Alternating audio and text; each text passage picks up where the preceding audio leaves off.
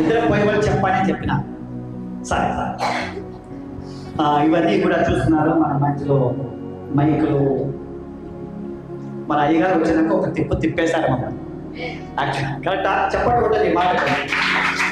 ఇవన్నీ మాకు చాలా కొత్తగా, ఇది ఏది కూడా చాలా కొత్తగా ఉంది. అయ్యగారు గతం నవంబర్ నుంచి 5 నెలలుగా మన సంఘానికి వస్తూ ఉన్నారు. అయ్యగారు వచ్చిన వలన మన సంఘం దీవించబడుతుంది. చెప్పండి పట్టణ ఈ మాటకి ఏంటి ఇంకా వాక్యం ఇంకా అయ్యగారు సేవకి మన మధ్యలో చాలా 5 నెలలుగా వస్తున్నారు. ఎన్నో కొత్త ఆత్మలు వచ్చి వెళ్ళినారు. దేవుడు ఊహించిన విధంగా దేవుడు మనకి స్కూటీ కూడా దేవుని సేవకులకు దేవుడు ఇచ్చినారు. ఆమేన్. అది ఇంకా మనం ఎక్కువగా అప్లోడ్ చేయాలి. కాకపోతే నెక్స్ట్ అయ్యగారు వచ్చినప్పుడు ఈ జాగా ఖాళీ ఉండకూడదు. ఎంతమంది చెప్పండి కొడతారు? చెప్పండి కొత్త అయిపోతున్నా కాదు. మీరు మౌత్ టాక్ ఇతరులకి తెలుసుకోవాలి. ఏంటంటే మన అయ్యగారు వస్తున్నారు, మనము అయ్యగారు వస్తున్నారు, అందరు సంఘానికి రాడని మీరు వేరొకటి చెప్పి పిలుచుకోరావాలి. ఇంతవరకు ఎవరు ఆ పని చేయట్లేదు, నేను గమనిస్తున్నాను, కానీ చేయట్లేదు. కానీ నెక్స్ట్ టైం వచ్చినప్పుడు కంపల్సరీగా మీరు ఏంటంటే వేరే మీ బంధువుల్ని, మీ ఫ్రెండ్స్ని మీరందరూ పిలుచుకోరండి. మనము అయ్యగారు ఎంతో ఖర్చు చేసి, ఎంతో ప్రయాసపడి, అన్ని విధాల చూడండి మనకి అనుకూలం చేసే ఈరోజు సేవకులు మనకి దొరికిన గట్టిగా చెప్పబడుతున్నారు. ఈరోజు ప్రపంచంలో ఏమంటే సేవకులు కావచ్చు, విశ్వాసులు కావచ్చు, లోకం కావచ్చు, కమర్షియల్ మైండ్ ఉంది. ఏమంటే కమర్షియల్ అంటే ఏదైనా లాభం ఉంటే మాత్రమే చేస్తారు. కానీ ఈరోజు మన ప్రసాద్ అయ్య గారు మన దగ్గర ఏ లాభం ఎక్స్పెక్ట్ చేయకుండా కేవలం దేవుని రాజ్యం, దేవుని సంఘము, దేవుని సువార్త అని మన ఇంతగా ప్రేమించి కుటుంబ సమేతంగా ఆయన మన మధ్యలో వారి తప్పుకొస్తున్న నిజంగా చాలా ఆశీర్వాదం. హల్లెలూయా. స్కూటీ అని చెప్పినప్పుడు ఆన్లైన్ ప్రేయర్ 13వ తారీఖు రాత్రి మనం ఇక్కడ ప్రార్థన జరిగించాము, ప్రార్థన చేసాము. ప్రార్థన అయిపోయిన తర్వాత అయ్యగారికి నేను చెప్పాను, అయ్యా మరి స్కూటీ ఉంది, వచ్చి ప్రార్థన చేయండి అని చెప్పాను. ఆయన ప్రార్థన చేస్తూ ఉండగా అదే ప్రార్థనలోనే లెఫ్ట్ హ్యాండ్ ఎడమ చేయి చాపి జాగా వైపు ఆయన ప్రార్థన చేశాడు. హల్లెలూయా. రాత్రి ప్రార్థన చేశాడు. ఉదయం 11 గంటలకి చేతికి డాక్యుమెంట్స్ వచ్చినాయి. గట్టిగా ఇంతే.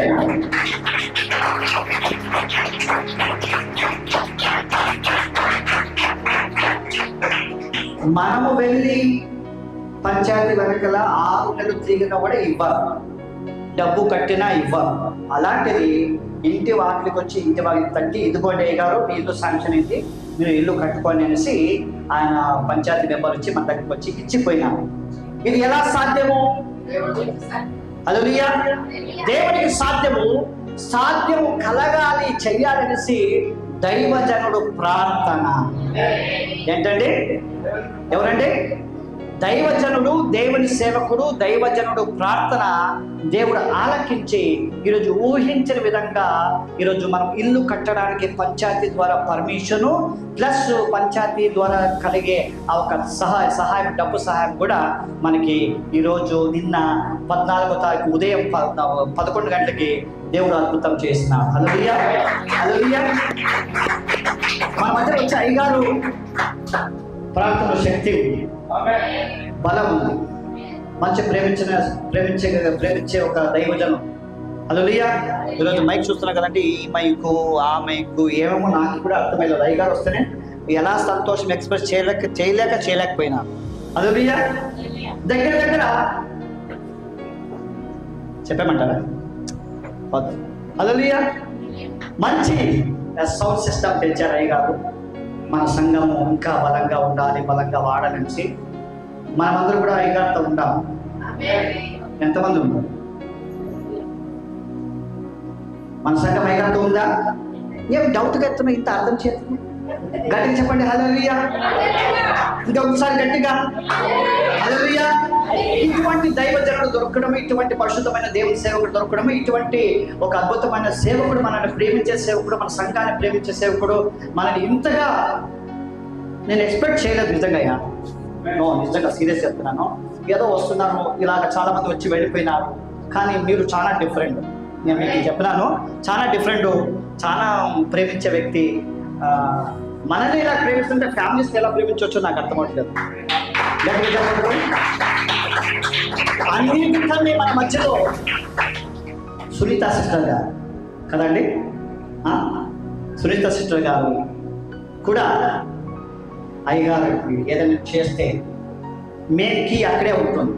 ఎక్కడ ఉంటుంది? మెయిన్ బీరువా తాళం ఎక్కడ ఉంటుంది? అక్కడే ఉంటుంది.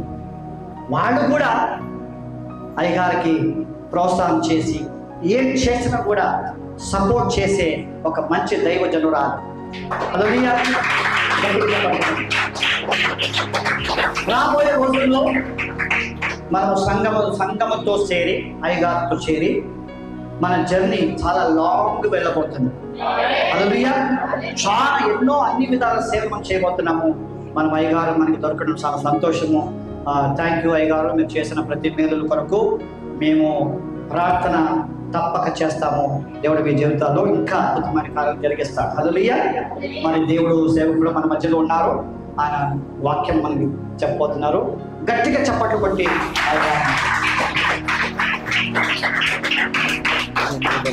దేవుడిచ్చిన కృపను బట్టి మీ అందరికీ కూడా సంఘం తరపు నుంచి హృదయపూర్వకంగా వందనాలు తెలియజేస్తున్నాను. అందరూ బాగున్నారా? ఎంతమందికి గురువారం జరిగిన ఆన్లైన్ ప్రేయర్ ద్వారా మేము బ్లెస్ అయ్యాం, దీవించబడ్డా నమ్ముతున్నారు? Very good. సంఘం అంతా ఏకమై 2 ప్రార్థనలు చేస్తాం. ఒక ప్రార్థన సహోదరి చెప్పిన సాక్ష్యము. మన దేవుడు గొప్పవాడు, శక్తివాడు, బలవంతుడు అని మాట్లాడటం కాదు, మనం ఏది చేసినా క్రియల రూపంగా దేవుణ్ణి మహిమపరచాలి. ఇక్కడ కన్నీళ్లు విడుస్తూ సాక్ష్యం చెప్తుంది, చాలా హృదయం కదిలించింది. ఎవరైతే తన భర్త ఇబ్బంది పెడుతున్నాడు అని తన కన్నీళ్లు విడిచి తన సాక్ష్యం మనతో పంచుకుందో, ఈ రోజున తన భర్త మారి ఇక్కడికి వచ్చి సాక్ష్యం చెప్పాలి. తన భర్త ఇక్కడికి వచ్చేంత వరకు కూడా ప్రతి ఆదివారం తన భర్త నిమిత్తమై మనం ఇక్కడ ప్రార్థన చేద్దాం. ఓకేనా? నా ప్రార్థన అందరూ ఏకీభవించండి. అమ్మా, మీ ఆయన పేరేంటమ్మా? రవి. పరిశుద్ధుడా పరిశుద్ధుడా పరిశుద్ధుడా పరలోకమందున్న మా తండ్రి, నాయన మీకు వందనాలు ప్రభువా. మా తండ్రి, ఆయన గొప్పవాడు నాయన, మీ ప్రేమ గొప్పది ప్రభువా. తండ్రి, మా సహోదరి నాయన తన జీవితంలో నువ్వు సొంత రక్షకుడుగా అని నేను అంగీకరించి నీ సన్నిధిలోకి వచ్చి నీ నిమిత్తమే నిలబడి ఉంది నాయన. తన కుటుంబం కొరకు, తన భర్త కొరకు నాయన తను ప్రాధాన్యపడుతుంది, కన్నీళ్లు విడుస్తుంది నాయన. నాయన, నీ దగ్గర మొరపెట్టే ప్రార్థనను వింటాలని చెప్పిన దేవా, ఈరోజు సంఘం అంతా ఏకమై ఆయన బ్రదర్ రవికుమార్ గురించి నేను ప్రార్థన చేస్తున్నాను. తండ్రి, తనలో ఏదైతే తాగుడైన దురాత్మ చేరి ఉన్నదో ఆ దురాత్మని యేసు నామములో లాయపరచండి ప్రభువా. ఆ బిడ్డ మారు మనసు పొంది క్రీస్తులో నూతన సృష్టిగా జరిగి తిరిగి జన్మించి నాయన సంఘానికి వచ్చి ప్రభువా తన కుటుంబంతో పిల్లలతో కలిసి వచ్చేలాగా సహాయం దయచే ప్రభువా. ఆయన నువ్వు మనిషిని మార్చేవాడిగా ఉన్నావు ఆయన. పేతులతో నువ్వు మనుషులు పట్టబోతున్నావు అని చెప్పావు నాయన. ఈ రవికుమార్ ద్వారా అనేకమైన ఆత్మలు పెట్టేవాడిగా ఈ సంఘంలో నిలబెట్టి ప్రభువా. మా తండ్రి, నీ దగ్గర మొరపెట్టి సంఘపు మాటలకు ఆయన వినమని అడుగుతున్నావు తండ్రి. నా నామంలో తండ్రి ఏది అడిగినను నీకు దొరుకునని నీ లేఖనములు సెలవిస్తున్నది. ఈ రోజు నాయన ఈ సహోదరుడు నాయన మేము చూస్తున్న సమయాల్లోనే త్వరగా ఈ కుమారుడు ఇక్కడికి వచ్చుటకు కావాల్సిన కృపను దయచేయండి. ప్రతి దురాత్మ శక్తులన్నిటిని లాయపరచండి ప్రభువా. ఆ బిడ్డని ఇక్కడ రానికోకుండా పట్టి పీడిస్తున్న ఆ తాగుడు దురాత్మని యేసు నామములో కాల్చివేయండి ప్రభువా. ఆ బిడ్డను ఆయన సంపూర్ణముగా నూతన సృష్టి జరుగుతుంది తండ్రి. ఆయన బిడ్డను ఆయన కన్నీళ్లు విడిచి సమాధానం దయచే ఆ కుటుంబానికి, ఆ కుటుంబంలో వెలుగు దయచే నాయన. ఆ కుటుంబంలో నీ కృపను దయచే ప్రభువా. ఈ కుటుంబం క్రీస్తు పునాది వేసే కుటుంబంగా నీ నిమిత్తమై కుటుంబం నిలబడేలా నీ కృపని సహాయం దయచే ప్రభువా. ఇంకా హెచ్చించు నాయన. బలముగా ఈ సేవలో మానబడాలన్న ఒక మంచి బలమైన విశ్వాసము కలిగిన కుటుంబంగా ఈ కుటుంబం ఉంచమని అడుగుచు మా రక్షకుడైన యేసు నామములో ఈ కుటుంబాన్ని అడిగి వేడుకొంచున్నాము తండ్రి. ఆమేన్. రెండవ ప్రార్థన, దేవుడి కృపను బట్టి మనకి ఈ సౌండ్ బాక్స్ దేవుడిచ్చాడు. దీనికోసం ఎంతో ప్రయాసపడాం, కానీ మనుషులకైతే ఇది అసాధ్యము, కానీ దేవుడికి సమస్తము సాధ్యము. సాధ్యపరిచిన దేవుడు మరి దేవుడు ఇచ్చాడు కాబట్టి ఇది ఎప్పుడు కూడా ఈ బాక్సులకి ఏ ఇబ్బంది రాకూడదు. ఎటువంటి కరెంట్ ఫ్లక్చుయేషన్ జరిగినా కానీ, ఏ ఇబ్బంది జరిగినా కానీ ఈ సౌండ్ బాక్స్ ఆడుకోకుండా, ఎటువంటి రిపేర్ రాకుండా ఎప్పుడు నిరంతరం పనిచేసేలాగా వీటి గురించి ప్రార్థన చేద్దాం. పరిశుద్ధుడా పరిశుద్ధుడా పరలోకమందున మా తండ్రి నాయన, ఈ కృపను బట్టి ఇచ్చిన ఈ boxes sound PS sound system బట్టి మీకు వందనాలు ఆయన. ఇది మా చేతులకైతే అసాధ్యము, బట్టి నీవు సాధ్యపరిచి నీవు ఇచ్చిన కృపను బట్టి నాయన ఈ సంఘానికి చేర్చినందుకు నీకు వందనాలు ప్రభువా.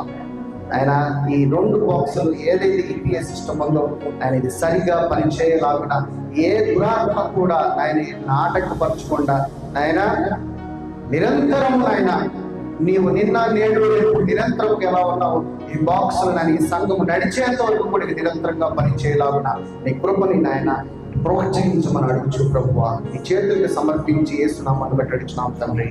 ఆమేన్. రైట్. రోజున చూడండి, దేవుడు నిజంగా మాట్లాడతాడు అని అనడానికి ఇదే నిదర్శనం. నేను ఈరోజు టాపిక్ ఏంటంటే స్మాల్ ఫాక్సెస్. ఫాక్స్ని ఏమంటారు కన్నడలో? నరిగడు. నరిగడు అంటే అర్థమవుతుందా? నక్కలు అంటాం కదా, గుంట నక్కలు అంటాం కదా. నరి ప్రతి ఒక్కరి జీవితంలో కూడా ఈ నరిగడు గుంట నక్కలు అవి ఉంటాయి. అసలు ఏంటి గుంట నక్కలు? ఒక జీవితం పరిపక్వత చెంది సరైన సమయం వచ్చే వాటికి మన జీవితంలోకి గుంట నక్కలు ఎంటర్ అవుతాయి. ఇది మ్యాక్సిమం ఏంటంటే భార్య భర్తల గురించి జరిగే ఒక టాపిక్. సహోదరి కూడా వచ్చి అదే తన యొక్క బాధను ఈరోజు ఇక్కడ చెప్పింది.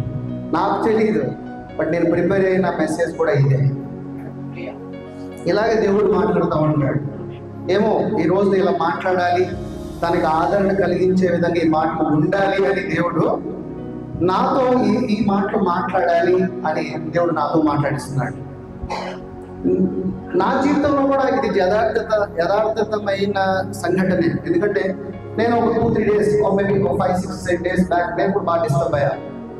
నేను దేవుడి దగ్గర మొరపెట్టుకుంటే ఎందుకు ఇలా జరుగుతుంది అని దేవుడు నాతో మాట్లాడిన ఈ వాక్యము ఈరోజు ఈ యొక్క గుంట నక్కల గురించి మన జీవితంలో ఎలా నీ జీవితాన్ని పాడు చేస్తుందో అనేది ఈ రోజు యొక్క సారాంశము, మెసేజ్ యొక్క సారాంశం.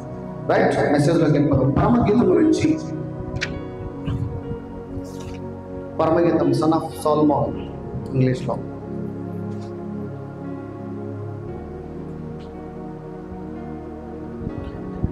రెండవ అధ్యాయము పరమగీతము 2వ అధ్యాయము 10 నుంచి చదువు. ఇక్కడ సంఘముతో యేసు ప్రభు మాట్లాడుతున్నాడు. ఎవరు మాట్లాడుతున్నారంటే యేసు ప్రభు సంఘముతో మాట్లాడుతున్నాడు. ఏమని మాట్లాడుతున్నాడు? ఇక్కడ కూర్చో, ఎక్కడికి వెళ్ళమాకు. ఆ ప్రియుడు నాతో మాట్లాడుచున్నాడు. ఏమని మాట్లాడుతున్నాడు? చదవండి. నా ప్రియురాలా సుందరవతి లెమ్ము రమ్ము, చలికాలము గడిచిపోయేను, వర్షాకాలము తీరిపోయేను, వర్షమిక రాదు. తర్వాత దేశమంతటా పువ్వులు పూసి ఉన్నవి. దేశమంతటా పువ్వులు పూసి ఉన్నవి. పిట్టలు కోలాహలము చేయు కాలము వచ్చెను. పిట్టలు కోలాహలము చేయు కాలము వచ్చెను. పావుర స్వరము మన దేశంలో వినబడుతున్నది. పావుర స్వరము మన దేశములో వినబడుచున్నది. అంజూరపు కాయలు పక్కమవుచున్నవి. అంజూరపు కాయలు పక్కమవుచున్నవి. ద్రాక్ష చెట్లు పూతపట్టి సువాసననిచ్చుచున్నవి. ద్రాక్ష చెట్టు అంట మంచిగా కాపు కాసి సిద్ధముగా ఉండి ఇక కొయ్యటానికి సిద్ధంగా ఉన్నప్పుడు ఏమవుతుంది, మంచి వాసన వస్తుంది. ఏ ఫ్రూట్ అయినా అంతే కదా, ఒక పండు పండినప్పుడు సిద్ధంగా ఉన్నప్పుడు దాని దగ్గర నుంచి ఒక సువాసన వస్తుంది. అలాగే ఈ యొక్క ద్రాక్ష తోట కూడా సిద్ధపాటు కలిగి ఒక మంచి సువాసన ఇస్తుందంట. ఇక్కడ ద్రాక్ష తోట అంటున్నాడు, కానీ ప్రభు ఏమంటున్నాడంటే నా సంఘము అంటున్నాడు. సంఘము సిద్ధము కలిగి మంచి సువాసన కలిగి ఉన్నది అని చెప్తున్నాడు. తర్వాత నా ప్రియురాలా సుందరవతి లెమ్ము రమ్ము, బండ సందులలో ఎగురు నా పావురమా, వేటు లీటు నీటించు నా ఆశ్రమా. నీ స్వరము మధురము, నీ ముఖము మనోహరము, నీ ముఖము నాకు కనపడనిమ్ము, నీ స్వరము నాకు వినపడనిమ్ము. మన ద్రాక్ష తోటలు పూత పట్టి ఉన్నవి. ద్రాక్ష తోటలను చెరుపు నక్కలను పట్టుకుని సహాయం చేస్తున్న గుంట నక్కలను కూడా పట్టుకొనుడి. ఇప్పుడు ఒక పంట వేసాం, ఆ పంట ఇక సిద్ధంగా ఉండి కాపు కోయటానికి ఉన్న సమయంలో వచ్చి గుంట నక్క ఎంటర్ అవుతుంది. ఎంటర్ అయినప్పుడు ఏమవుతుంది, ఆ పంటను తినేస్తుంది. ఈ రోజున నీ జీవితంలో కూడా మంచిగా వెళ్ళిపోతున్న జీవితంలోకి అన్ఎక్స్పెక్టెడ్ గా ఏదో ఒక నక్క నీ జీవితంలోకి ప్రవేశిస్తుంది. ఏదో ఒక నక్క ఎలాగో ఉంటుందో చెప్పలేం, వాడు నీలోకి ప్రవేశిస్తాడు నీ కుటుంబాన్ని చెదలు చేయడానికి.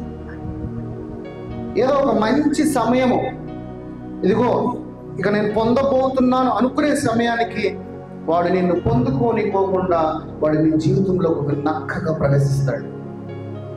దాని గురించి ఇక్కడ ప్రభువు సంఘముతో మాట్లాడుతున్నాడు. యేసు ప్రభువు నా ప్రియురాల సుందరవతి లెమ్ము, ఎందుకు అంటున్నాడంటే త్వరగా సిద్ధపడు, నీ జీవితములకి గుంటలక్కలు రాకుండా సిద్ధపాటు కలిగి సంఘము నిలబడాలని దేవుడు సంఘంతో మాట్లాడుతున్నాడు.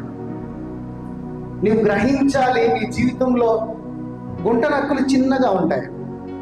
చిన్న గుంట నక్కలు ఉంటాయి, ఇంగ్లీష్లో స్మాల్ ఫాక్సెస్ ఉంటాయి. చిన్నవి మనమే ఏం చేస్తాయి అనుకుంటారు, కానీ చిన్నవి పెద్ద తుఫాను తీసుకుని వస్తాయి. చిన్న ఒక సందర్భంలో నీ జీవితంలో పెద్ద తుఫాను తీసుకుని వస్తాయి. ఒక చిన్న రంధ్రం ఉందనుకోండి, ఆ చిన్న రంధ్రంలోంచి పాము వచ్చింది అనుకోండి, ఆ పాము ఏం చేస్తుంది, అందరినీ ప్రాణాంతకంగా చేస్తుంది. చిన్న సందర్భమే కదా, బట్ ఆ చిన్న రంధ్రంలో నుంచి వచ్చిన పాము అది ప్రాణాన్ని తీసేంత భయంకరమైనది. అవునా కదా? మన జీవితంలో కూడా చిన్నవి జరుగుతూ ఉంటాయి, కానీ చిన్నదానితోనే పెద్దగా మీ జీవితంలో తుఫాన్ అనేది వస్తుంది. నువ్వు అనుకోవచ్చు ఇది చాలా చిన్నది, కాదు, అది చాలా పెద్దది నీ జీవితంలో. ఎందుకనంటే లాజరసు ధనవంతుడు ముందు లాజరసు చిన్నవాడే, వాడి చిన్న చూపు చూశాడు. కానీ తర్వాత పరలోక రాజ్యంలో ఎవరున్నారు? లాజరు ఉన్నాడా, ధనవంతుడు ఉన్నాడా? చిన్నగా చూశాడు వాడిని. కానీ ధనవంతుడేమో నరకంలో ఉన్నాడు, లాజరస్ ఏమో పరలోక రాజ్యంలో ఉన్నాడు. గ్రహింపు లేక యేసు ప్రభు 2 చేపలను 5,000 మందికి పెట్టాడు. అవునా? ఆ 2 చేపలు ఎక్కడి నుంచి వచ్చినాయి? చిన్నవాడి దగ్గర నుంచి వచ్చింది. ఎక్కడి నుంచి? చిన్నవాడు. పెద్దవాడు కూడా చిన్నవాడు వాడి దగ్గర తీసుకుని దేవుడు వాడిని ఆస్వాదించి 5,000 మందికి పెట్టాడు. అంటే దీని అర్థం ఏంటి? మన జీవితంలో చిన్నగా ఉన్న ఈ గుంట నక్కలను గమనించాలి. నీ గుంట నక్కలలో ద్వారా నీ జీవితంలో ఏదనేది ప్రవేశిస్తుందో నువ్వు దాన్ని గమనించాలి. ఈరోజు నీతో దేవుడు మాట్లాడుతున్నాడు. ఎవరింట్లో ఏ గలిబిలి, ఎవరింట్లో ఏ సమస్య, కష్టము, భార్యాభర్తల మధ్య, అన్నదమ్ముల మధ్య, స్నేహితుల మధ్య, ఊళ్ళో వాళ్ళతో వైరము, సో వీటన్నిటి గురించి ఈరోజు నీతో దేవుడు మాట్లాడుతున్నాడు నా సహోదరుడు సహోదరుడా. అదే పరమగీతంలో 4వ అధ్యాయము 16వ వచనం రండి. ఉత్తర వాయువు ఏదెంతుము, దక్షిణ వాయువు వేంచేయము, నా ఉద్యానవనము మీద విసురుడి, దాని పరిమళములు వ్యాపింపచేయుడి. నా ప్రియుడు తన ఉద్యానమునకు వేంచేయునుగాక, తనకిష్టమైన ఫలములంతడు. ఇది సిద్ధపాటు కలిగిన వాడు ప్రభువుతో మాట్లాడుతున్న మాటలు ఇవి. నీ నుంచి దేవుడు ఎలాంటి ఫలాలు కోరుకుంటాడు అర్థమవుతుందా? నీ నుంచి ప్రేమ, వినయము, సాత్వికము, దీన మనస్సు, ప్రేమ, ఇలాంటి ఫలాలను దేవుడు నీ దగ్గర నుంచి కోరుకుంటాడు. ఒక మంచి ఫ్రూట్ లాగా నువ్వు తయారవ్వాలంటే, నువ్వు తయారైన రోజున నీలో కనపడేది ఏంటంటే ఇదే ఫలాలు, ఈ ఫ్రూట్సే నీలో కనపడతాయి. ప్రభువు వలె నువ్వు కూడా ఎదుటివాడిని ప్రేమిస్తావు. ప్రభువు వలె ఎదుటివాడిలాగా నీవు కూడా దీనత్వంగా, జాలి కలిగి, కనికరము కలిగి, నీవు నీ యథార్థ కలిగిన క్రియల ద్వారా దేవుడిని మహిమపరుస్తావు. నేను ఏం చేసినా నా పాకెట్ నిండిపోయిన తర్వాత చేయను. నేను ఏం తర్వాత, ఇప్పుడు చాలా మంది ఎలా ఉంటారంటే వాడికి ఎక్కువైనప్పుడు ఎదుటివాడికి పెడతాడు. ఎప్పుడు పెడతాడు? ఎక్కువైనప్పుడు. కానీ దేవుడు అలా చేయడు. ఒక్క నాణ్యం ఉన్న ఉద్యోగాలు వేసినప్పుడు దేవుడు ఆవిడ దీవించాడా, లేకపోతే ఎక్కువ ఆఫరింగ్ ఇచ్చిన వాడిని దీవించాడా? ఒక్క నాణ్యం ఉన్నవాడిని దీవించాడు. అలాగే నేను ఏ సహాయం చేసినా నాకే కానీ, నా చుట్టుపక్కల ఉన్న నాతోటి నా సహోదరులు కానీ, ఏ సంఘాలైనా కానీ నా జేబులో ఏ లేనప్పుడే సహాయం చేశాను. ఎందుకంటే నేను దేవుడికి నా క్రియలను మహిమపరుస్తున్నాను. అంతేకాక నా దగ్గర ఎక్కువై నేను చేయట్లా. టు బి ఫ్రాంక్ గా చెప్తున్నాను, నేను దేవుని మాటగా చెప్తున్నా. నా జేబులు ఖాళీ ఉన్నప్పుడే నేను ఏదైనా చేస్తాను. నాకు ఎక్కువైనప్పుడు ఇది చేయను. ఎందుకంటే ఆ సమృద్ధి, దాని యొక్క రుచి, దాని యొక్క సువాసన, దాని యొక్క పరిమళము నాకు తెలుసు. అందుకే నా సహోదరి, నా సహోదరుడా, దేవుడు ప్రేమ కలిగి ఉన్నాడు. ఆ ప్రేమ నీ ద్వారా ఆయన ఆ ఫలములు కోరుకుంటున్నాడు. ఏంటంటే ప్రేమ, ఇంద్రియం, నిగ్రహము, దీన మనస్సు, జాలి, దయ, కరుణ, ఇవన్నీ కూడా ఆయన నీ దగ్గర నుంచి కోరుకునే ఫలాలు, ఫ్రూట్స్ అన్నమాట. అవి కొనడానికి వస్తాడు నీ దగ్గర నుంచి. ఇది చేసి ఈ రోజు కూడా నిజంగా చెప్పి ఇక్కడ దాకా వచ్చేంత వరకు కూడా నా భార్యకు కూడా తెలియదు. అయ్యా అంతకీ నా భార్య అనుకుంటున్నాడు. నా భార్యకి నేనేం చెప్పను. నిజంగా మీ వెనక ఉందా అంటాడు. కానీ నేను ఏం చేసినా ఎదురు చెప్పదు. నేను ఏది చేసినా నా భార్యకి నేను డిస్కస్ చేయలేదు. ఎందుకంటే దేవుడు చెప్పాడు, నీ ఎడం చేతి కూడా తెలియకూడదు అన్నాడు.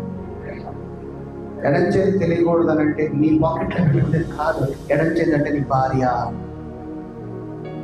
అందుకే నా భార్య కూడా ఏం చెప్పను. తను తెలుసుకున్నది అడిగినప్పుడు అవును అని చెప్తాను. ఒక్కోసారి మా ఇద్దరికి డిస్కషన్ కూడా జరిగింది, నాకెందుకు చెప్పు అని. నేను నవ్వి కూరుకున్నా, అంతే, చెప్పను నేను. ఎందుకంటే చెప్తే ఏదో చిన్న డిస్టర్బెన్స్ వస్తుందని నేను చెప్పను.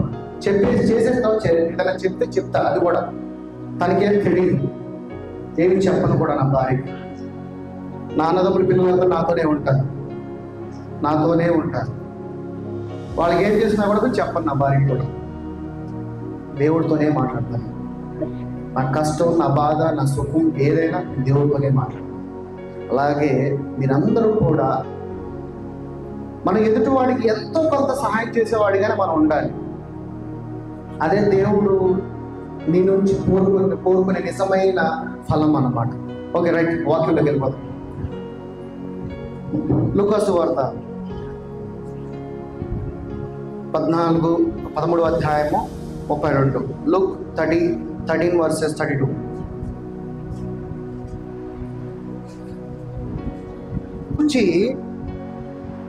మీరు వెళ్ళి ఆ నక్కలతో ఇలాగు చెప్పుడి అన్నాడు.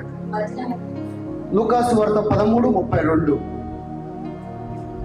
లూక్ చాప్టర్ 13 ఆయన వారిని చూచి మీరు వెళ్ళి ఆ నక్కతో ఇలాగు చెప్పుడి, ఇదిగో నేడును రేపును నేను దయ్యములను వెళ్ళగొట్టుచు రోగులను స్వస్థత పరచుచు నుండి మూడవ దినమున పూర్ణ శుద్ధి పొందేదను, పునరుద్ధానము చెందేదను. ఇక్కడ ఏమంటున్నాడు? ఎందుకు వాళ్ళని నక్కలు అని అంటున్నాడు? నక్కలు అని అంటే వాళ్ళు డేంజర్ అని అర్థం. నక్క అని అంటే దాని అర్థం ఏంటంటే వాడు అపవాది సంబంధి అని అర్థం. ప్రభు చెప్తున్న మాట అంటే ఇదిగో వాడికి వెళ్ళి చెప్పు, నక్క లాంటి మనస్తత్వం కలిగిన వాడు. నక్క ఎంతసేపు పాడు చేయడానికి వస్తుంది. మనలో అపవాది వాడు ఎలా ప్రవేశిస్తాడు? ఒక దొంగలాగా ప్రవేశిస్తాడు. నక్క కూడా సిద్ధపాటుగా ఉన్న ఆ ద్రాక్ష తోటని ఎలా పాడు చేయడానికి వస్తాడో వాడు, అలాగే అపవాది కూడా నీ జీవితంలోకి పాడు చేయడానికి ఒక నక్కగా నీ జీవితంలోకి ప్రవేశిస్తాడు.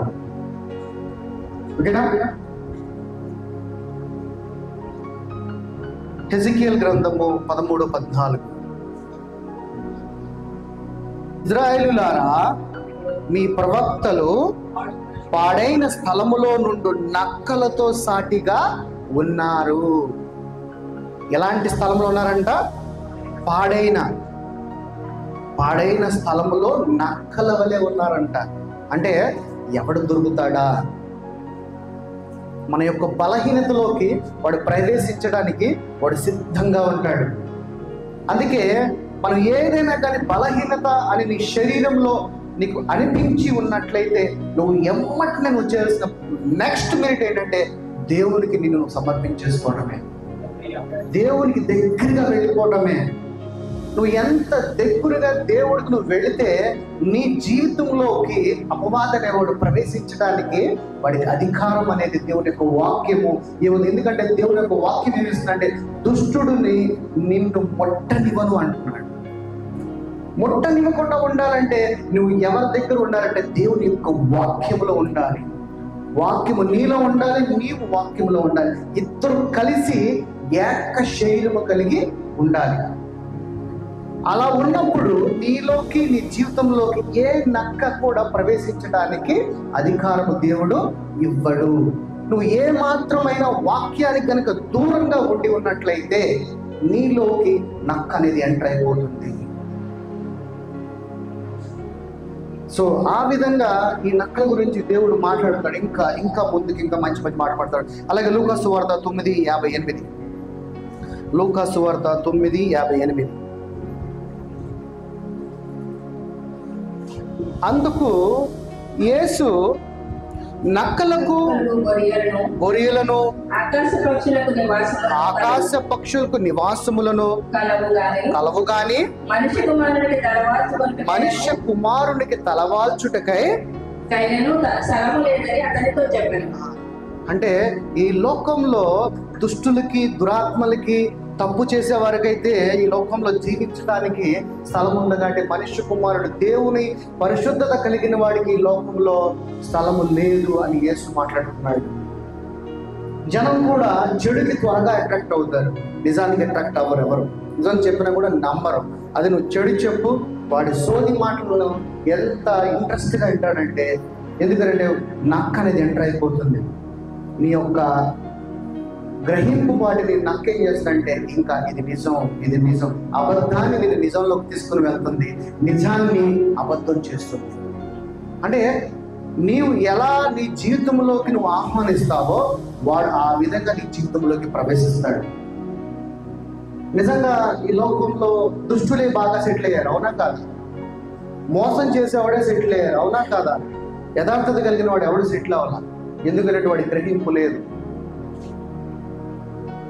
కానీ ఆత్మానుసారమైన జీవితంలో మనం చాలా ధనవంతులము, మనం చాలా అదృష్టవంతులము. లోకం వైపు చూసి వాడి బిల్డింగ్ను, వాడి కార్లను, వాడి నగలను, వాడి స్టేటస్ను చూడడం వల్ల నువ్వు అనుకోవచ్చు వాడు మనకన్నా బాగా సెటిల్ అయ్యాడు, కానీ నువ్వు గ్రహించాల్సిన ఏంటంటే నేను వాడికన్నా బలవంతుడిని, నేను వాడికన్నా ధనవంతుడిని, వాడికన్నా జ్ఞానవంతుడని గ్రహింపు నీలో ఉండాలి. అందుకే దేవుడు ఏమంటాడంటే నా మనస్సు కలిగి నువ్వు జీవించు అంటున్నాడు. రైట్, ఇప్పుడు ఇంకా అసలైన వాక్యంలోకి వెళ్ళిపోదాం. ఎఫెసీయులకు రాసిన పత్రిక 5వ అధ్యాయము 21. ఎఫెసీయులకు రాసిన పత్రిక 5:21. 5:1 క్రీస్తునందలి భయముతో ఒకరినొకడు లోబడి ఉండేది. ఎలా ఉండాలంట మనం క్రీస్తులో? ఒకరితో ఒకరు భయముతో ఉండాలంట. ఈ రోజున మనకు భయం లేదనుకోండి మనం ఏం చేయలేము, అవునా? భయం ఉంటే మీరు ఇక్కడ 11 గంటలకు ఉంటారు, భయం లేకపోతే 11:30, 12 గంటలకి వెళ్దామని అనుకుంటారు. దేవుడి దగ్గర మనం ఎప్పుడు కూడా ఒక భయభక్తులతో కలిగి ఉండాలి. ఇదే భయభక్తులు కలిగి, అది ఒక ఆత్మ, అది ఒక ఆత్మ. ఆ ఆత్మ నీలో ఉంటది. ఆ ఆత్మ నీవు దేవుని యొక్క వాక్యము ద్వారా యాక్టివ్ చేస్తే, నీలో భయం ఉంటే దేవుడు నిన్ను దీవించడానికి రెడీగా ఉంటాడు. నీలో భయం అనేది లేకపోతే, భయం ఉంటేనే కదా సంఘము, అమ్మో నేను వెళ్ళిపోవాలి, సంఘానికి టైంకి నేను అటెండ్ అవ్వాలి, దేవుని యొక్క వాక్యానికి నువ్వు ఇచ్చే ప్రిఫరెన్స్, ప్రయారిటీ అనమాట. నువ్వు ఎంత సిద్ధపాటు కలిగి వాక్యముని వినడానికి సంఘానికి వస్తావో దేవుడు అంటాడంటే నేను దీవిస్తాను అంటాడు. పాయింట్ 1, ఈ బ్లెస్సింగ్ని మీరు త్వరగా సంఘానికి వచ్చి సంఘములో పాలిభాగస్తులుగా చేరినప్పుడు ఈ యొక్క ఆశీర్వాదము మీ మీదకి వస్తుంది. ఈ ఆశీర్వాదం మీకు రావాలంటే మీరు సంఘానికి రావాలి. వెళ్తా నా ఇష్టం వచ్చినప్పుడు వెళ్తా అనుకుంటే ఈ ఆశీర్వాదాన్ని కోల్పోతాం. ఎవరు దీనివల్ల కోల్పోయేది? మనమే కదా. భయం అనేది ఉండాలి. సంఘము అనే దానికి భయపడాలి. భయం అంటే మనుషులకు భయపడినట్టు కాదు, దేవునికి భయం ఎలా ఉండాలంటే నీ ఆత్మతో ఎక్కడ నీ ఫలాలు కోల్పోతావు అనే ఒక భయం నీలో ఉండాలి. ఎలాంటి భయం ఉండాలంట? ఫలము ఎక్కడ బ్లెస్సింగ్స్ కోల్పోతా నేను, ఆ భయం నీలో ఉన్నప్పుడు నీవు దేవుని దగ్గర సిద్ధపాటు కలిగి యథార్థత కలిగి పరిగెత్తుకుంటా వస్తావు. నిన్ను 100 పట్టుకుంటాయి, 100 రకాల పనులు పట్టుకుంటే అన్ని పనులు వదిలేసి నువ్వు సంఘానికి రా. సంఘములో దేవుడు ఎత్తపడతాడు.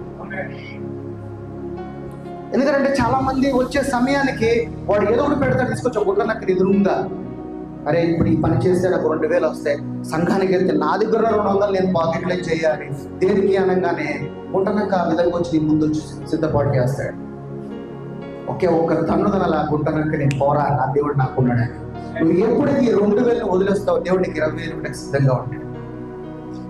ఈ బ్లెస్సింగ్స్ ని నువ్వు పొందుకునేలాగా వాక్యము నీతో, బయట చట్టం ఏదన్నా ఉండనివ్వండి, ఆ చట్టం వేరే, అది నీ శరీరానుసారమైన చట్టం. ఏ చట్టము? శరీరానుసారం. ఎందుకంటే మనం ఈ లోకంలో ఉన్నాం కాబట్టి, ఒక రాజ్యాధికారం కింద ఉన్నాం కాబట్టి దానికి మనం ఒబే అవ్వాలి. నేను దాన్ని డినై చేయట్లేదు, కానీ నీ ఆత్మకు ఒక చట్టం ఉన్నది, ఆత్మకు ఒక నియమ నిబంధన ఉన్నది. ఆ నియమ నిబంధనకు నువ్వు లోబడాలి. సంఘము ఆత్మతో కలిసి ఉన్నది కానీ శరీరంతో కాదు. శరీరము బయట, ఈ సంఘంలోకి వస్తే దేవుని ఆత్మగా ఇక్కడ నిలబడాలి. నువ్వు బయట ఎక్కడ ఏమైనా చేయి శరీరం, కానీ సంఘానికి వచ్చేటంగా దేవుని ఆత్మగా బలపడుతూ ఆయన సాక్షిగా ఇక్కడికి వచ్చి నిలబడాలి. ఇదే భయభక్తులు కలిగి. తర్వాత 2వ వచనం, స్త్రీలారా ప్రభువునకు వలె మీ సొంత పురుషులకు లోబడ ఉండి. ఇక్కడ ఏమంటున్నాడు?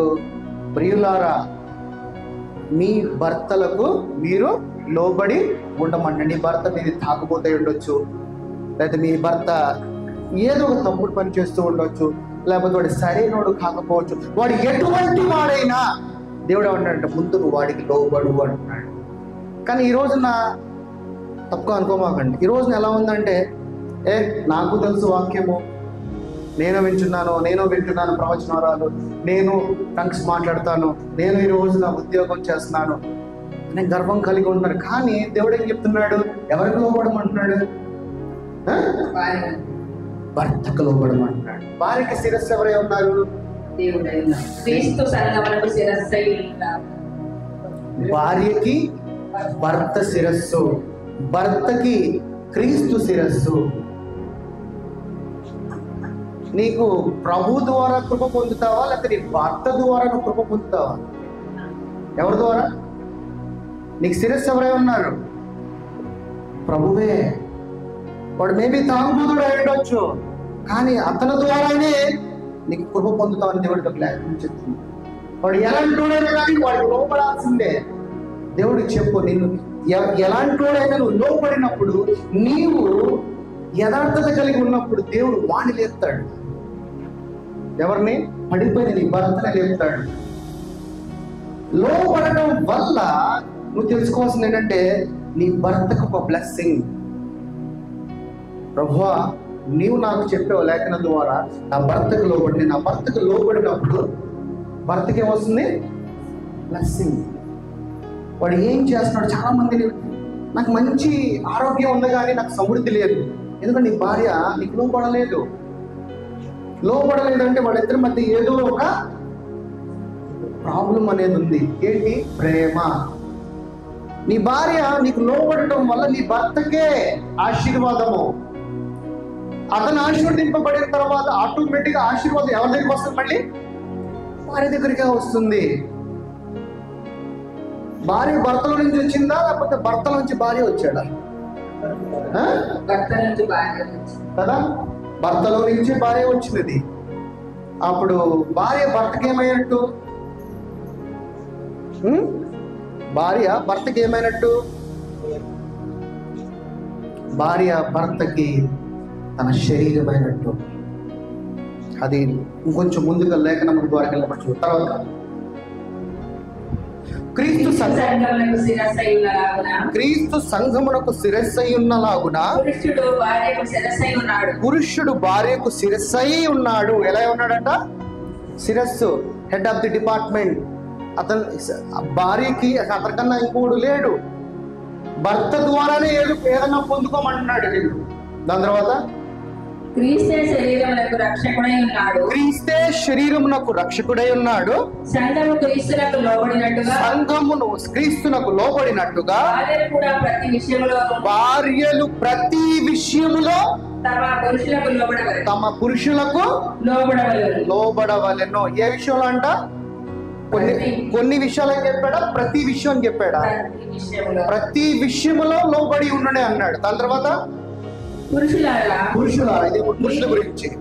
మీరును మీ భార్యలను ప్రేమించుడి. మీరును మీ భార్యలను ప్రేమించుడి. ఎందుకు ప్రేమించమంటున్నాడు భార్యలని? భర్త భార్యని ప్రేమించకపోతే అది ఒక ఆశీర్వాదం నువ్వు మిస్ అవుతున్నావు అని అర్థం. నీ భార్య నువ్వు ప్రేమించిన రోజున నీ బ్లెస్సింగ్, ఇంకొక బ్లెస్సింగ్ నువ్వే కోల్పోతున్నావు. అంటే భార్య భర్తల మధ్య ఏముండాలి? ప్రేమ ఉండాలి, ఒక ఐక్యత ఉండాలి, ఇద్దరి మధ్య ఒక అండర్స్టాండింగ్ అనేది ఉండాలి. ఈ రెండు కనుక వాళ్ళిద్దరి మధ్య లేదు అని అంటే ఏమవుతుందంటే, నీ యొక్క ఫలాలు నువ్వు మిస్ అవుతున్నావు అని అర్థం. దాని తర్వాత అటువలే క్రీస్తు కూడా సంఘమును ప్రేమించి, అది కలంకమైనను ముడతైనను వాటికి మరి ఏదైనాను లేక పరిశుద్ధమైనది గాను నిర్దోషమైనది గాను మహిమగల సంఘము గాను ఆయన తన ఎదుట దానిని నిలవబెట్టుకోవడని వాక్యంతో దానిని పవిత్రపరిచి అప్పగించుకును. అటువలనే పురుషులు కూడా తమ సొంత శరీరం వలె తమ భార్యలను ప్రేమింపబద్దులై ఉన్నారు. అంటే ఇప్పుడు భార్య భర్తకి ఏమై ఉంది? ఇప్పుడు సొంత శరీరమై ఉన్నది. ఎందుకంటే భర్తలో నుంచే కదా భార్య వచ్చింది. ఎక్కడి నుంచి వచ్చింది భార్య? మనలో నుంచే వచ్చింది. అందుకని నీ శరీరాన్ని నువ్వు ఎలాగో ప్రేమిస్తావు, నీ భార్యను కూడా అలాగే ప్రేమించు అంటున్నాడు. ఎప్పుడైతే నీ శరీరాన్ని నువ్వు ప్రేమించటం లేదో, నీ జీవితంలోకి గుంటనక్క అనేది ప్రవేశిస్తుంది. ఒక శోధనగా వాడు ఎంటర్ అయిపోతాడు. ఎప్పుడైతే ఒక తాగుడు, లేకపోతే నీ భర్త చెడు మార్గంలో వెళ్ళిపోతా ఉంటాడు. ఎందుకంటే నువ్వు దేవుడికి చెప్పిన మాటను బట్టి నువ్వు ఎప్పుడైతే నీ భర్తకు లోపడతావో, నీ భర్త మీద ఆశీర్వాదం అలా ఉంటుంది. కాబట్టి నీ భర్త జీవితంలోకి గుంటనక్కలు రావు. అలాగే తమ సొంత శరీరముల వలె నీ భార్యను ప్రేమించమన్నాడు. కాబట్టి నీ సొంత శరీరం అంటే నీలో నుంచి వచ్చిందే నీ భార్య అని నువ్వు అర్థం చేసుకున్నప్పుడు, నేను కాదండి కన్నది వాళ్ళ తండ్రి, కానీ మనం అందరం చివరికి ఎవరి దగ్గరికి వెళ్తాం? తండ్రి దగ్గరికి వెళ్తాం. సో నీ నుంచి వచ్చిందే కదా నీ భార్య కూడా.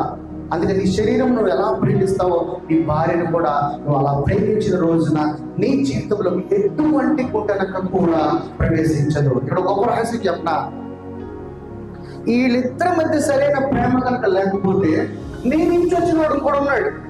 ఎవరు?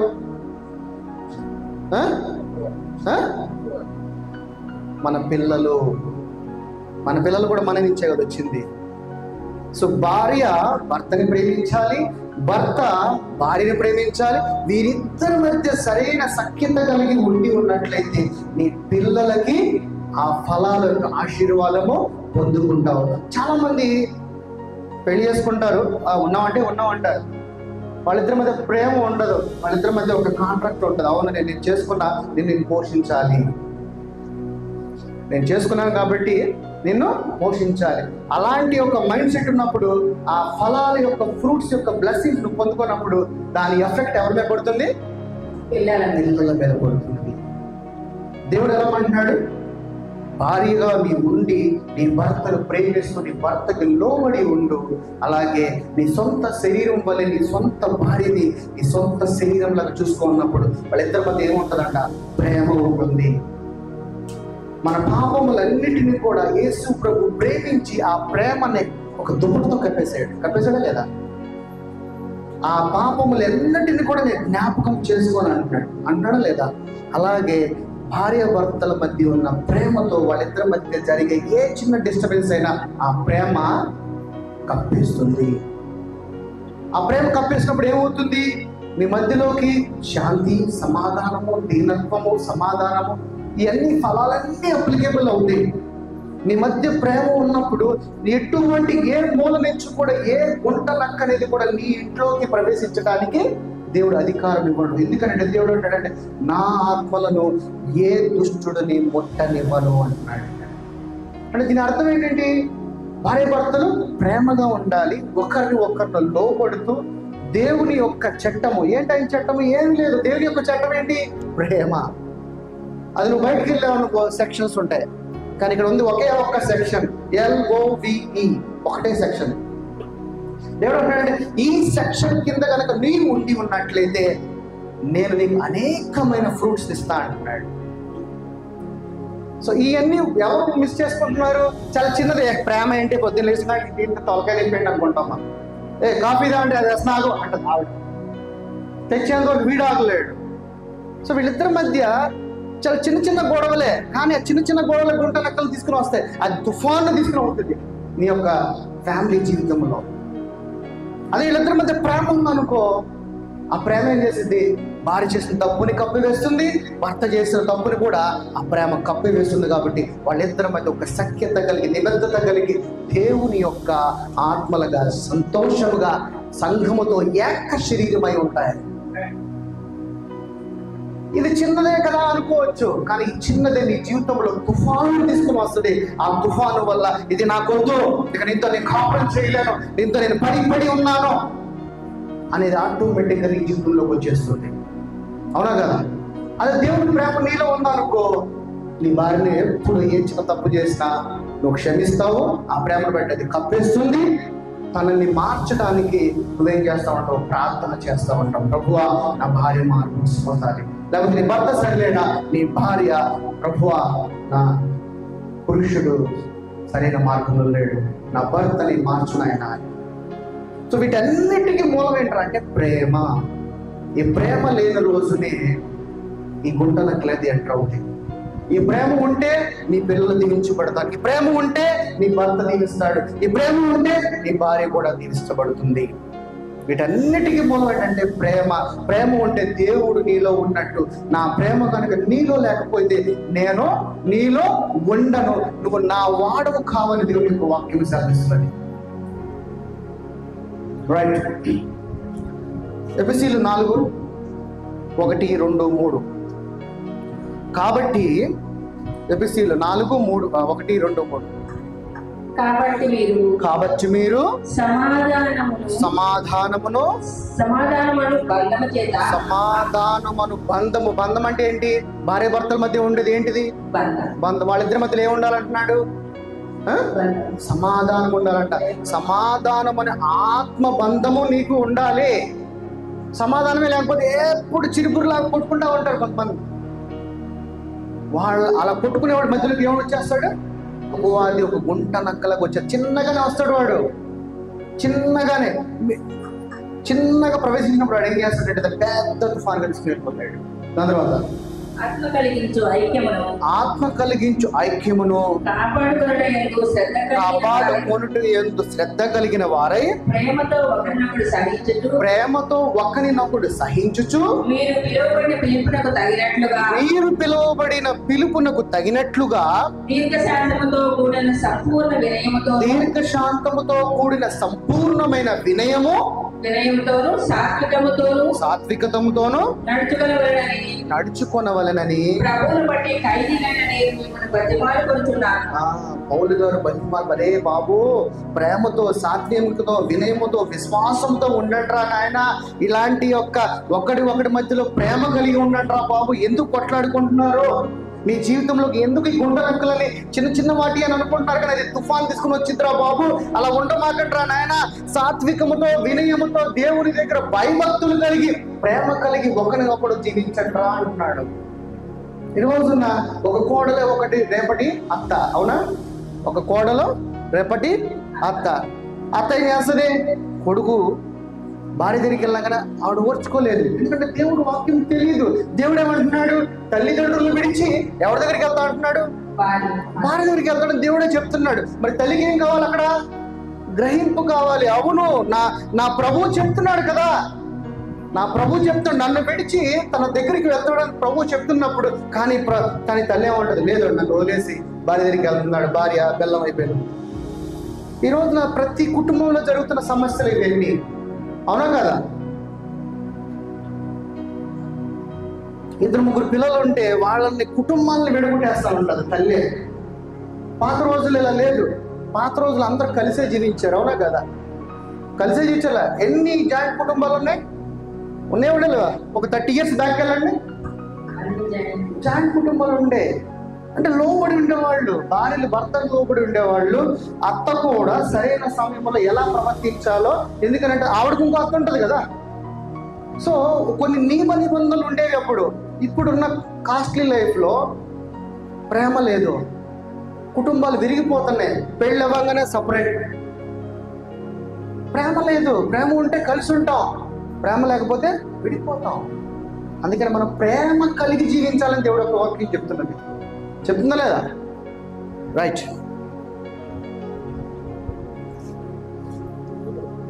అదే అధ్యాయము 15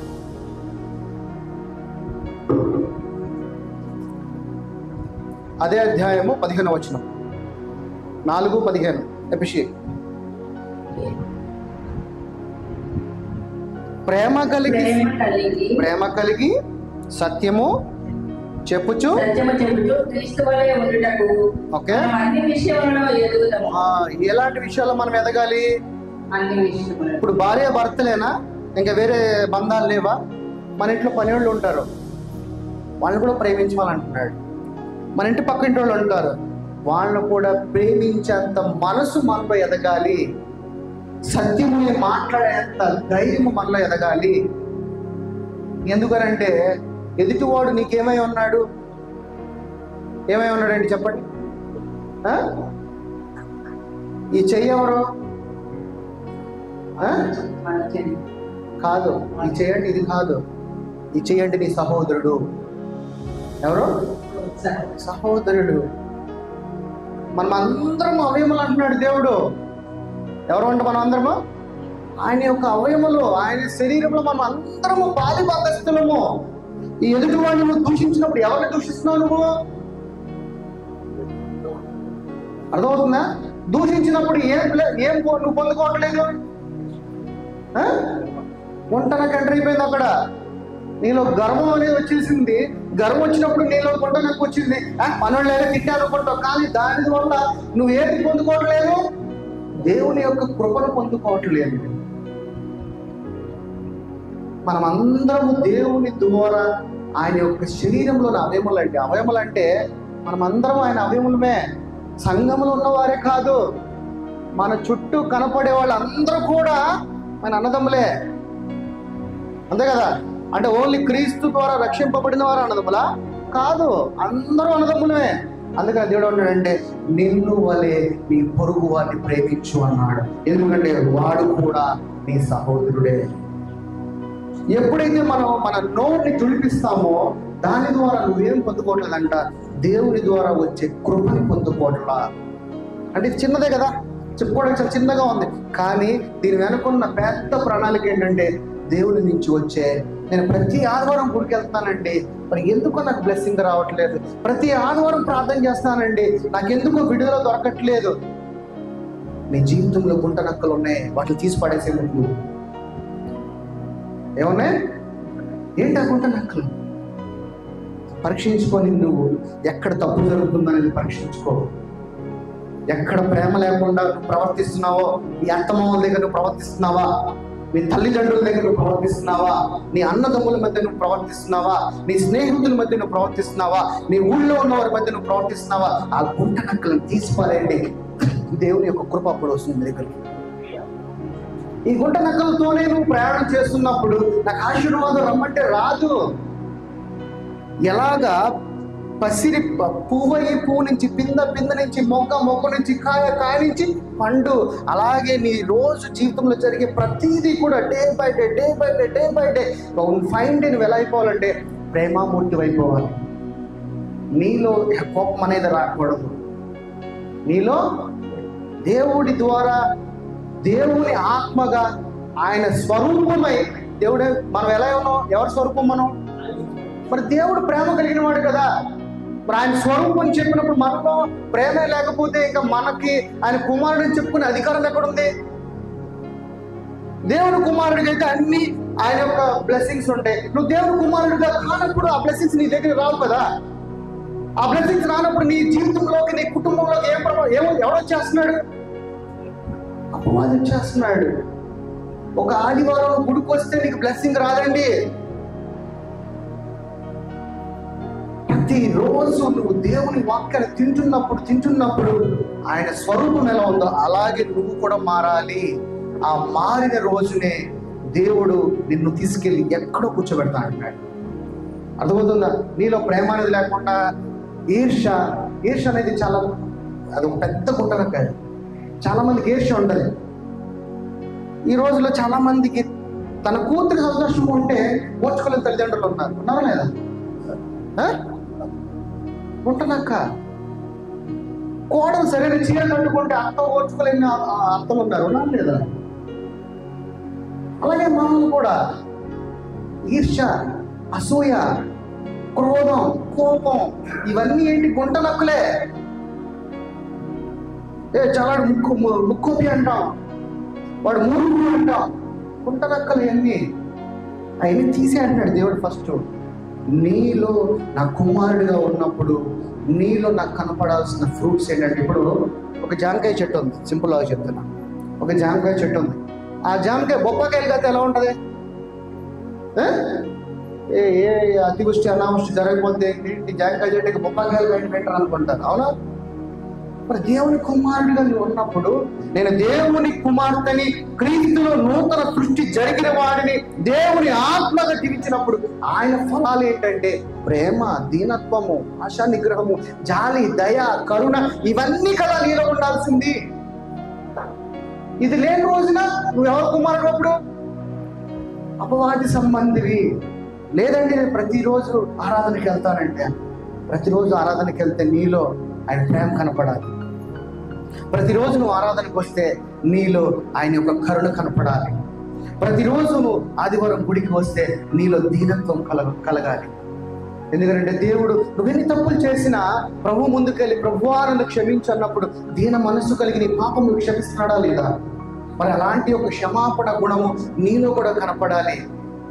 అది కనపడాలంటే నువ్వు ఆదివారం గుడికి రావాలి. నువ్వు గుడికి వస్తే కంపల్సరీగా నీలో ఆ మార్పు అనేది జరగాలి. మార్పు జరగని రోజున, పశ్చాత్తాపం అనేది జరగని రోజున నువ్వు ఏది అడిగినో అది నీకు పొందదు.